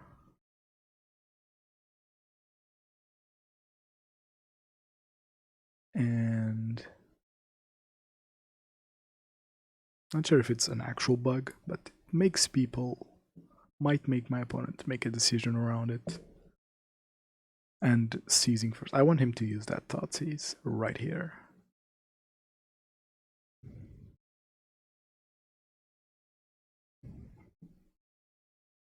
I think that's my ticket to a victory.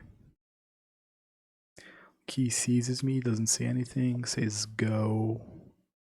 I actually top deck the Searing Blaze, then he plays Lurrus and I kill it with that Searing Blaze. Best case scenario here. I've accepted. Ooh. So he decided not to respect it. Interesting, interesting. So can I please draw some removal here? Wow. Okay. Gonna keep playing it because it's game 3, but wow. Drawing 6 lands by turn 4 is the way you lose games with Burn. That's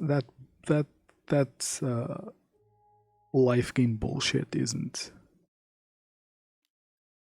true. You don't lose games to life gain, you lose games to flood. Which is why I liked Lurrus. Like, I put Lurrus in hand here, my opponent seizes it away. Well, maybe that's not why I like Lurrus. Oh, look. A creature that can't really attack, and yeah, I don't think I can win this game ever. Just one too many lands, like this Vortex coming way too late. I'm dead to board before that Vortex hits the table. Kind of tilting, but maybe I sided in wrong. Maybe I should have played more removal. I did side out a lot of removal. Side out a lot of my bolts. But I even sided in path for them, so I don't know. What were my losses so far? Did I also get... No, against Panza,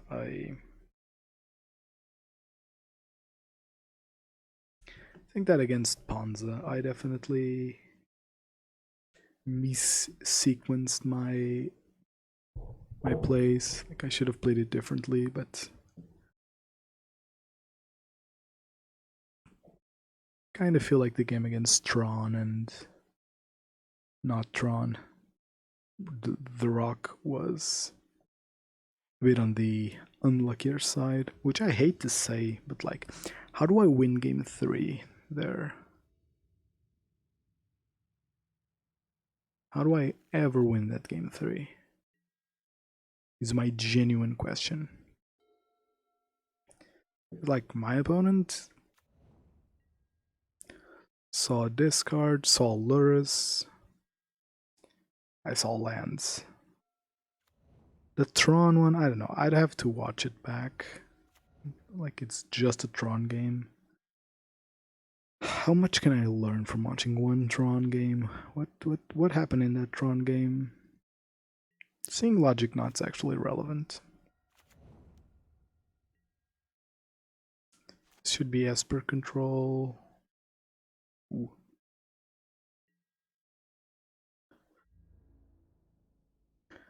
No. It's actually Esper. Which means I should be wary of playing Riftbolt.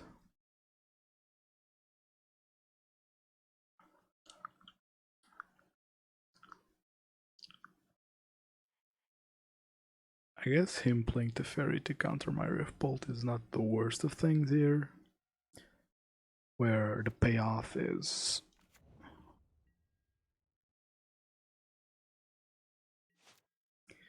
Is he just nodding away this dude?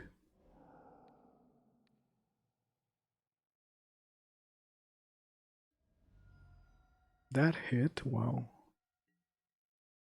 Okay. Okay, game.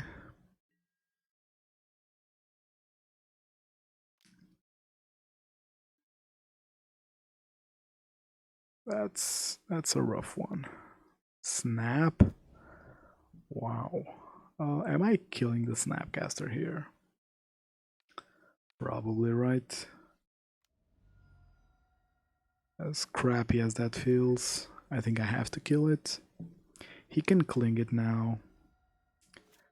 He didn't cling it. That's interesting. Oh, he didn't have it in hand.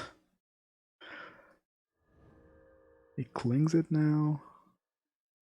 Wow, he clings it. Doesn't play a land. It's actually interesting.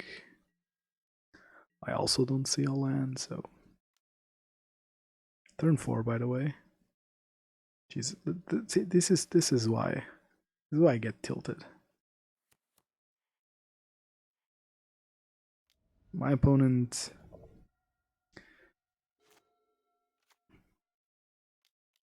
You have to ferry? No, Jace. Okay, that's...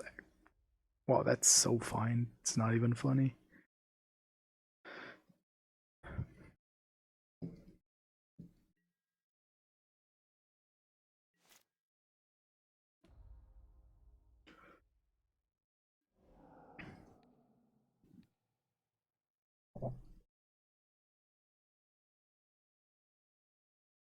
He should force this. If he has force, he should force this. Force exiling to ferry. That's a mistake. I think my opponent's overvaluing. My opponent's overvaluing the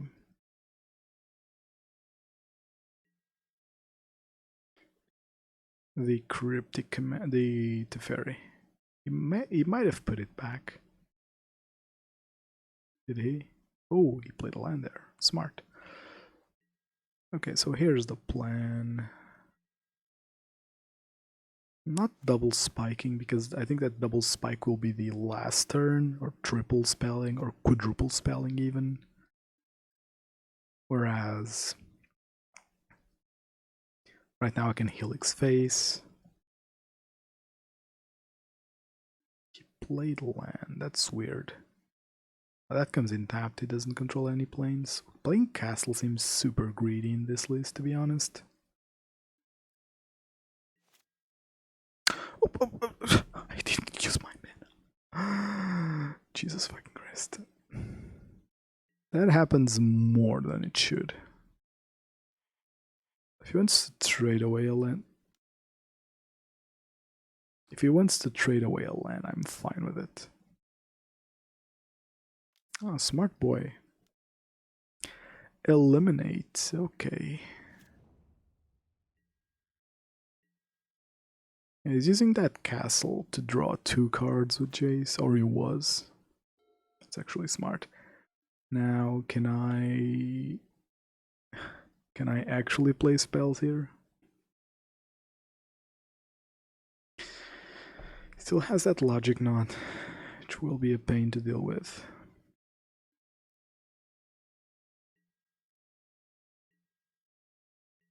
I need to find land drops soon.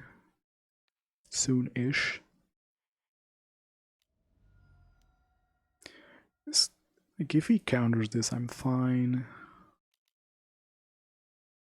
Yeah, whatever. Whatever. Now it's not so whatever. And it still is, but... this is not a favorite matchup of mine. Ooh. Yes. Yes. Does he have another force? I'm cracking this for sure. I'm cracking this for sure. If he has another force, he has it. I think he only does this if he has force. Exactly. That feels like a lot for one card, especially because now Cling is out of the graveyard.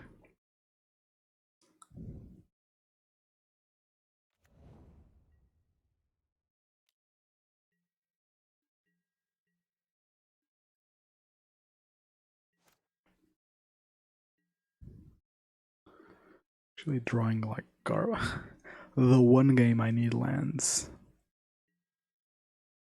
Oh. Turn 8, still on 2 lands, which is actually amazing. This castle now comes in and tap, which is just more mana.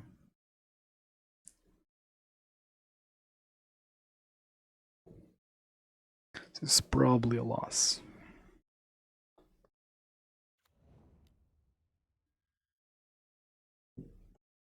Was that okay, let me just... Was I on the player on the draw? I think I was on the draw, right? Yeah. It's as per control. Probably gonna lose game 1 here.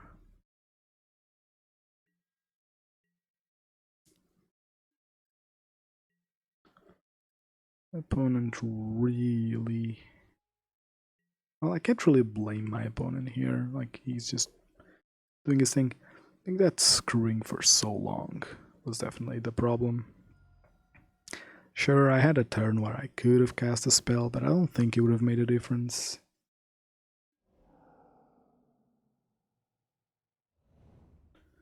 Don't think it would have made a difference. Oh wow, that's just unfortunate.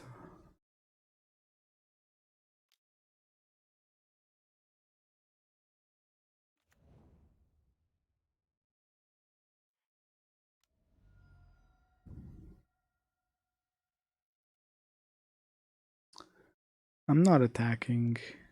They have Archmage's Charm. No counter draw.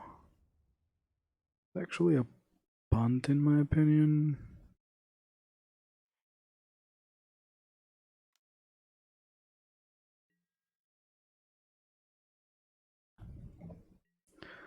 Wish I can find a land next turn. Really be best case scenario. Find a land, I attack. If he does things, I blaze bolt.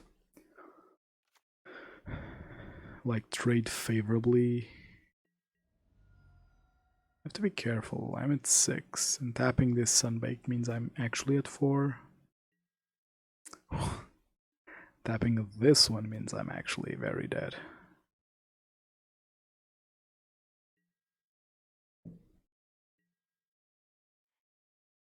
Attacking him.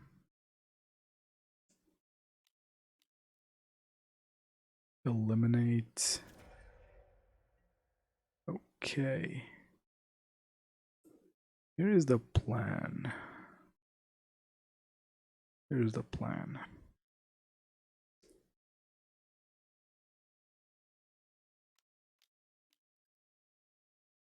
Oh, that's a problem.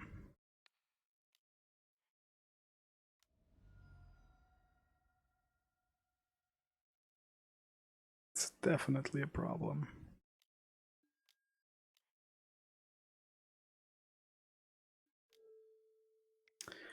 Yeah, this game was a bit too rough. Oh look, it's my buddies. It's my buddies, the lands that I needed. Oh, it happens, you know, flood one, screw another. Not gonna be too happy, but I'm also not gonna cry too much.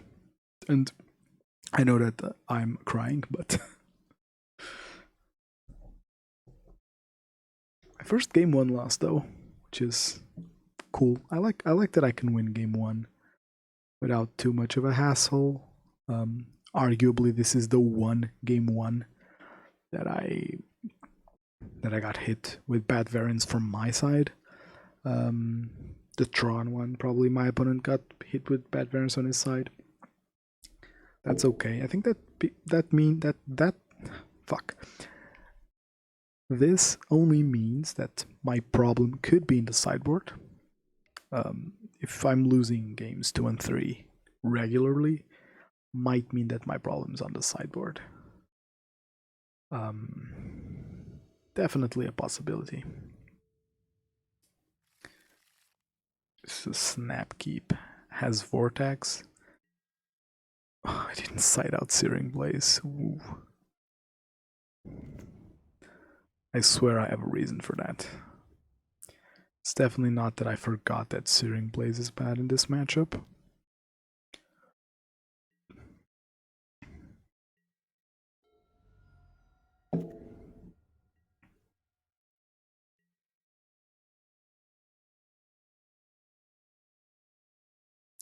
Okay, this tells me my opponent might have removal. And I want my Vortex to stick, so just attacking with Goblin Guide. Ooh. That could be a problem. That could be a problem.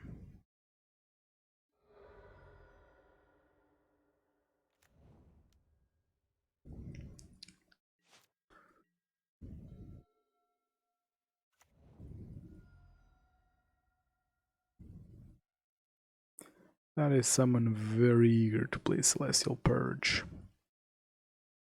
Is he casting anything? No, he's waiting, right?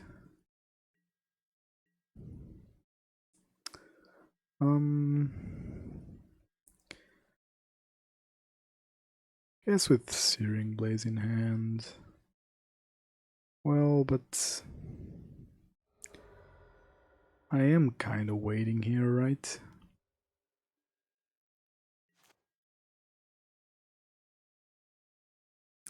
Eidolon here would be an okay draw. Well, it's not the most awful draw. It is. We have a counterspell.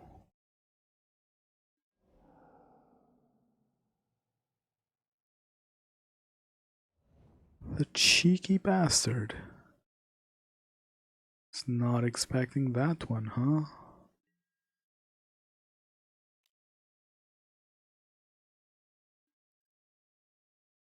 Was honestly expecting the Celestial Purge.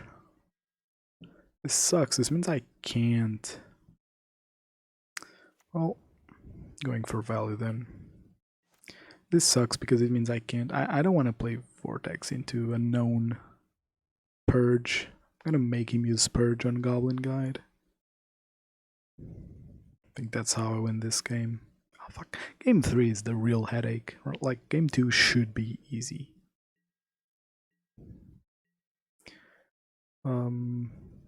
No black means I'm kind of fine here. I know this can get black, but genuinely a stupid play. This is interesting. I'm playing a land now to dissuade my opponent from doing things. He might think I have something. Like the plan here is make him think that I have something. Which, you know, I do. But what he doesn't know doesn't hurt him. Cryptic command has gone away.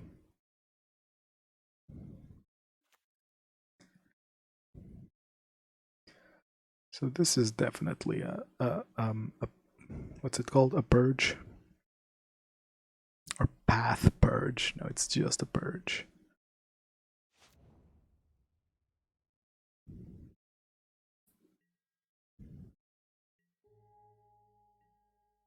Okay, now I think I need to play into Spell Snare. If he has it, he has it. No, he has it. Wow, okay. I hate Spell Snare, honestly.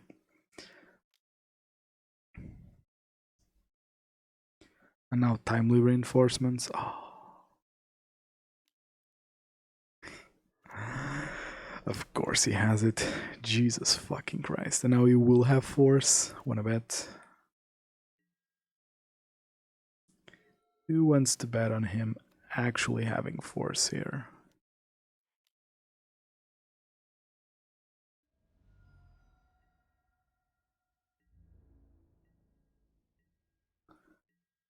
No force, I would say. Do you have snap timely? Oh.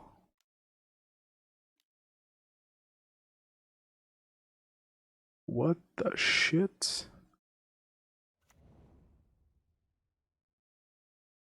Seems like a very specific card to be running.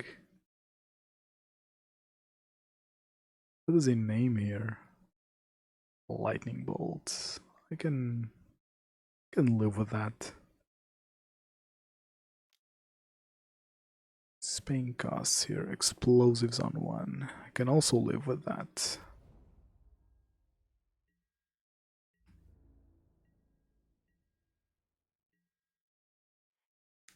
On 2 mana, I think I will force the Logic Knot or whatever. Yeah, this game has gone down the drain the moment I risk the Vortex.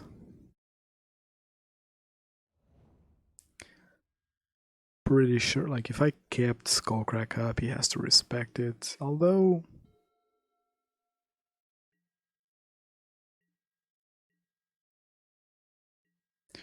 okay, so if I keep Skullcrack up, maybe just plays land to spell snare that, and then he chooses Rune the Eidolon Vortex.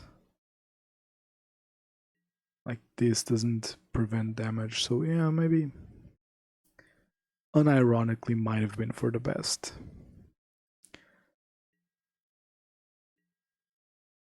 Okay, this is a start.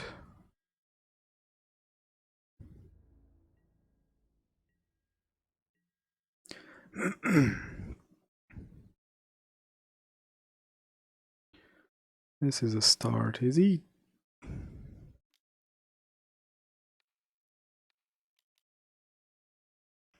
Okay.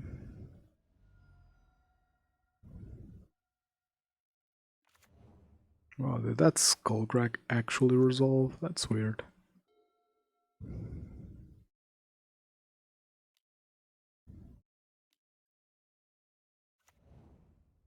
That's so greedy. Oh, that's so greedy, opponent. That's so greedy. So greedy. Honest to God, that's so greedy. He shouldn't have done that. He might lose here. Yeah. Definitely going for it. He has 2 cards in hand. He needs force and blue spell. Even if he does have him, he's top decking. Wow. Yeah, that was definite. Like, he can do that for Kaya's Guile, and I always need an extra burn spell in hand. Okay, Searing Blaze definitely coming out, by the way.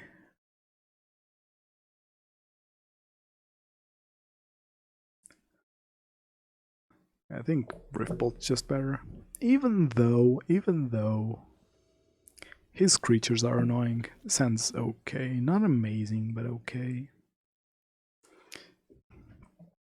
I would like a 1-drop.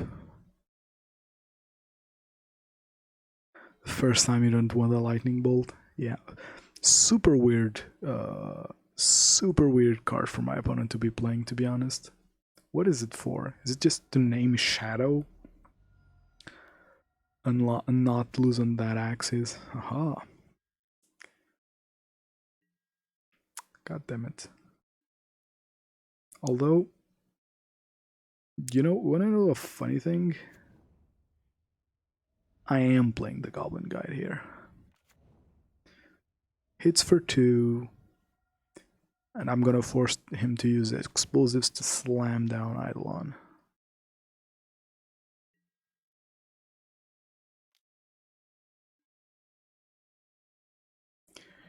I'm gonna use the...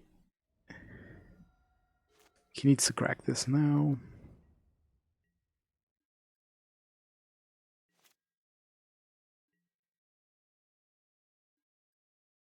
Not even playing a land. Well, maybe I should have played a land. Like if Eidolon gets on his... does he get black? Ooh, does get black. Wow, that's super greedy.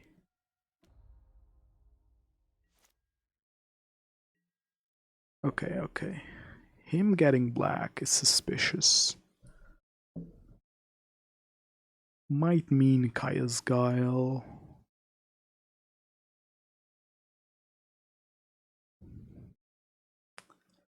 Might mean Kaya's Guile. Am I playing into Kaya's Guile is my question here. If I play into Kaya's Guile, he can just make me sack, gains 2, goes up to 14, which is an annoying life total to be at. If I say go...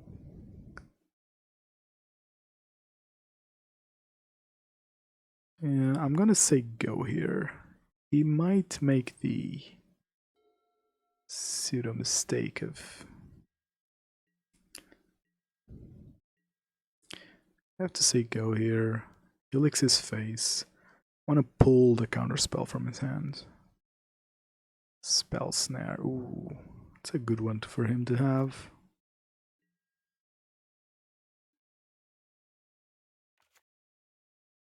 Wow.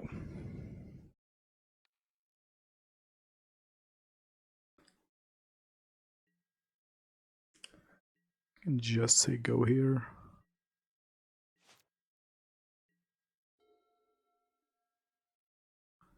No land from him. Perfect. Perfect.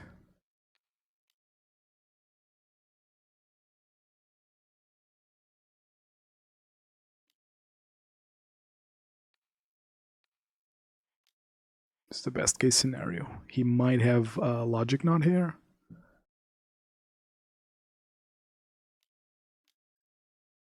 Aether Gust. Okay.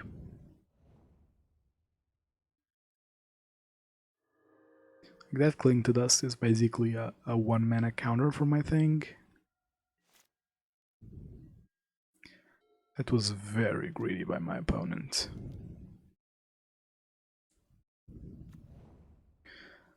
honestly very greedy. He has a pretty packed graveyard now. He knows about Skullcrack. Eidolon puts a ton of pressure.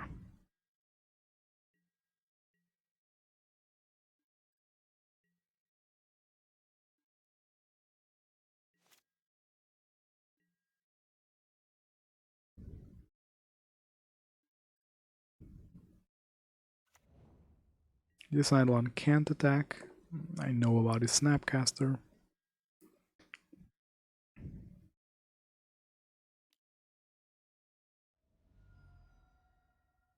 Well, that dream ended fast. So, ooh, this is looking actually rough. I think it's pretty hard for my opponent to make a mistake here. He has Snap Cling. Probably has counter spells in hand. Does he have Esper Charm here? Fine. Guess Skullcrack gets cracked here. Oh, Jesus fucking Christ, that's aggressive. That's very aggressive. Vortex?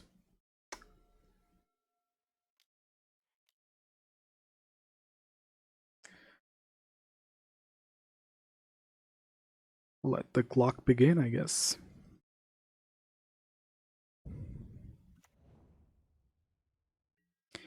Any of my spells are good now. He can't force my spells. Yeah, that was a good draw. I guess maybe not that crazy. I guess that's how you're supposed to play the deck. Like you're supposed to be aggressive with your discard spells, which is just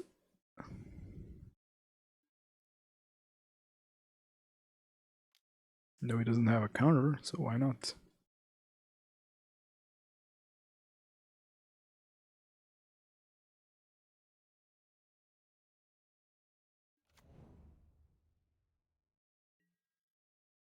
And I am attacking. I want that Path to Exile out of his graveyard. Snap pathing here. The path does come for free. But I want that path out of the graveyard. Or rather, I want that snap out of hand. This is fine. Because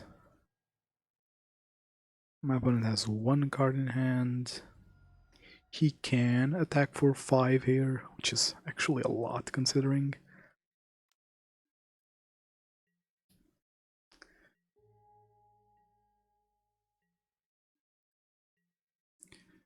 Okay, Aether Gust still kind of screws me, but whatever. Oh, Jesus fucking Christ. Okay, this might not work out too well after all. Did get pathed once. If that was an Aether Gust, I'm kind of screwed. Or Cryptic Command, yeah. That's a problem. That's a problem. Now I'm playing into it too. Well, feel like my opponent shouldn't have done that. Feels kind of risky.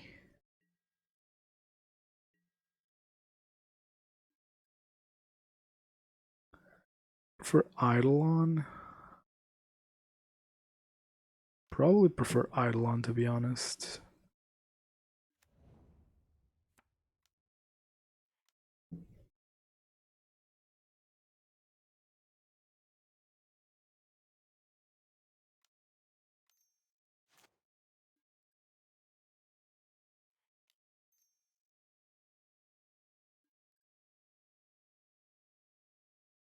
Oh, he has 0 cards in hand, but what the hell?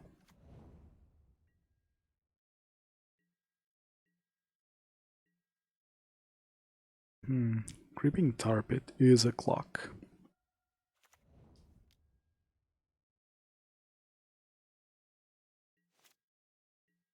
can attack me for 5 here. That's kind of risky. Basically gets tapped. Yes, you should attack, opponent. I am not gonna block this one.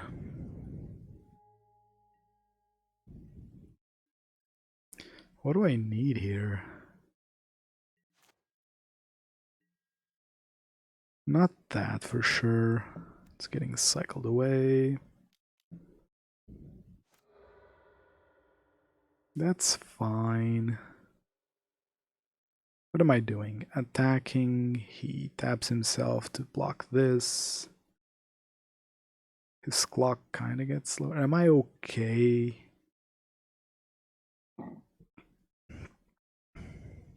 Yeah, I think I have to do it like that. He might not block. If he doesn't block, I'm kind of screwed. I want him to block though. Yeah.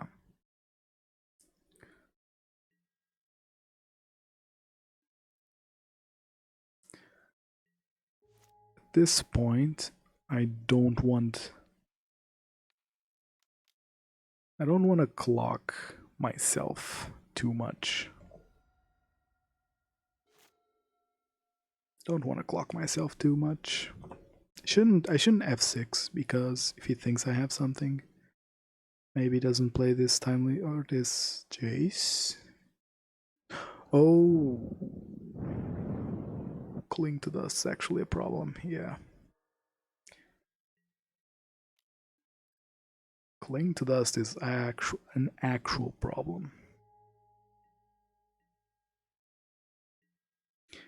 Same clock, no.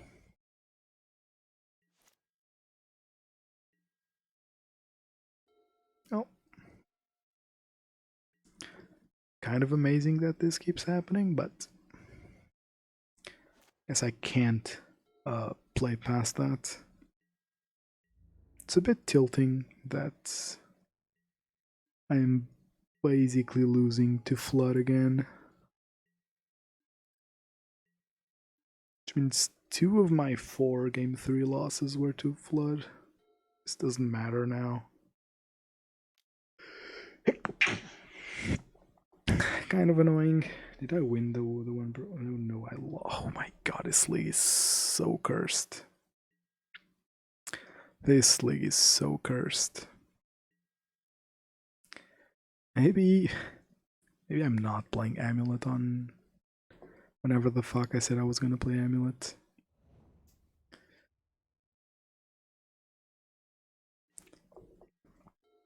Jesus Christ.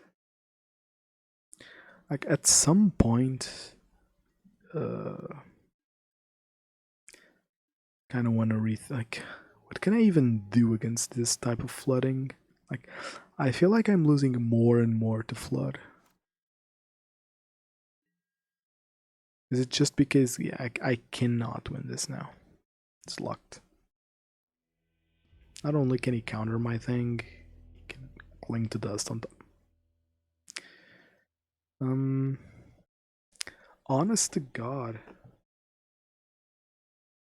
Like, what else can I do? Like, match 1. Let's review the league real fast. Match 1 was against Gruul Ponza. Admittedly, I did missequence my resources game 3. I shouldn't have played the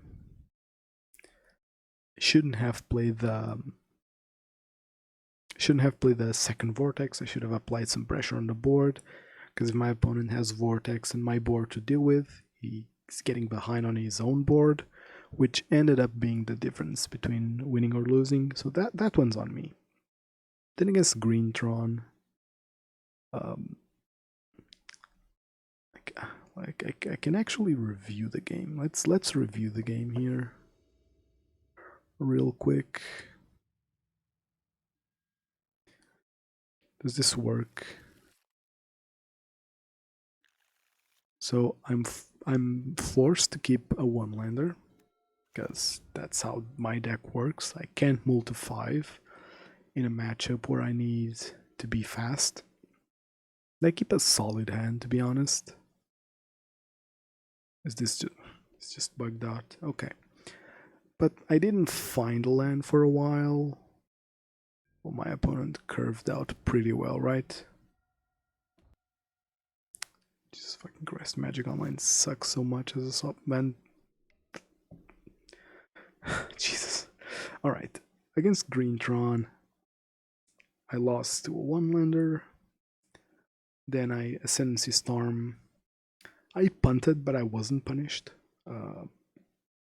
Which was okay. Then against Lurrus, I flooded game 3. And now against Esper, I also flooded game 3. So like... Three of my 5 losses were to land spell ratio, which kind of bugs me. Which honestly kind of bugs me. Because maybe that wasn't it. Because I lost both Rock and Esper because of life gain. Right? Lurrus and shit like Cling to Dust and whatnot. And Greentron... Well, Greentron was me getting screwed.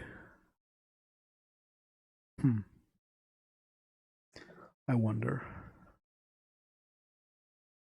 Because if I'm losing to life gain... if I'm still losing to life gain this much... it just means that people are over-respecting my deck. Like, I don't think...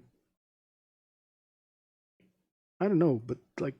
Their life gain was kind of just there. Wasn't built to beat me. It was just there. I don't think Lurrus would have made much of a difference. Maybe in this last Asper matchup it did, because if when I started to flood, I had windows where Lurrus might have been the extra card that pushed me to the victory.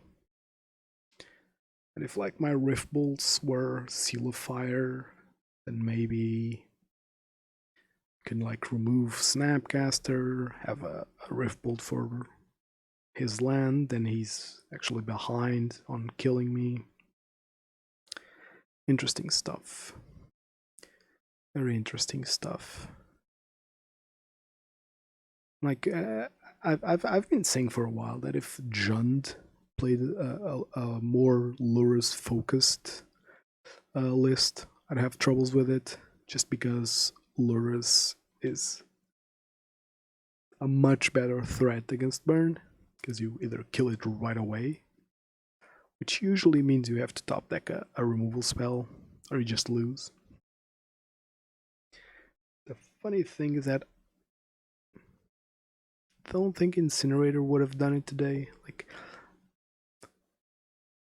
which doesn't bode well. Like if I'm losing against control and mid-range. Maybe I'm just taking too much from such a small sample size. I'm bound to lose some mid-range matchups and bound to lose some control matchups due to flooding a little bit too much in the end game. Which is okay. I'm more worried about Tron, because yesterday I also lost to Tron for the same reason. Like they were just too damn good at doing what they do. Not sure what to take away from this. Either way, thank you very much for watching. Pretty bad results, but I think the games were, like, I'm not gonna lie, games 1 and 2 were still pretty interesting. Yeah, pretty much almost all games were interesting, which is, you know, kind of what you want when you're playing Magic. I don't mind losing games if they're interesting, and some certainly were. Either way, thank you for watching and see you next time.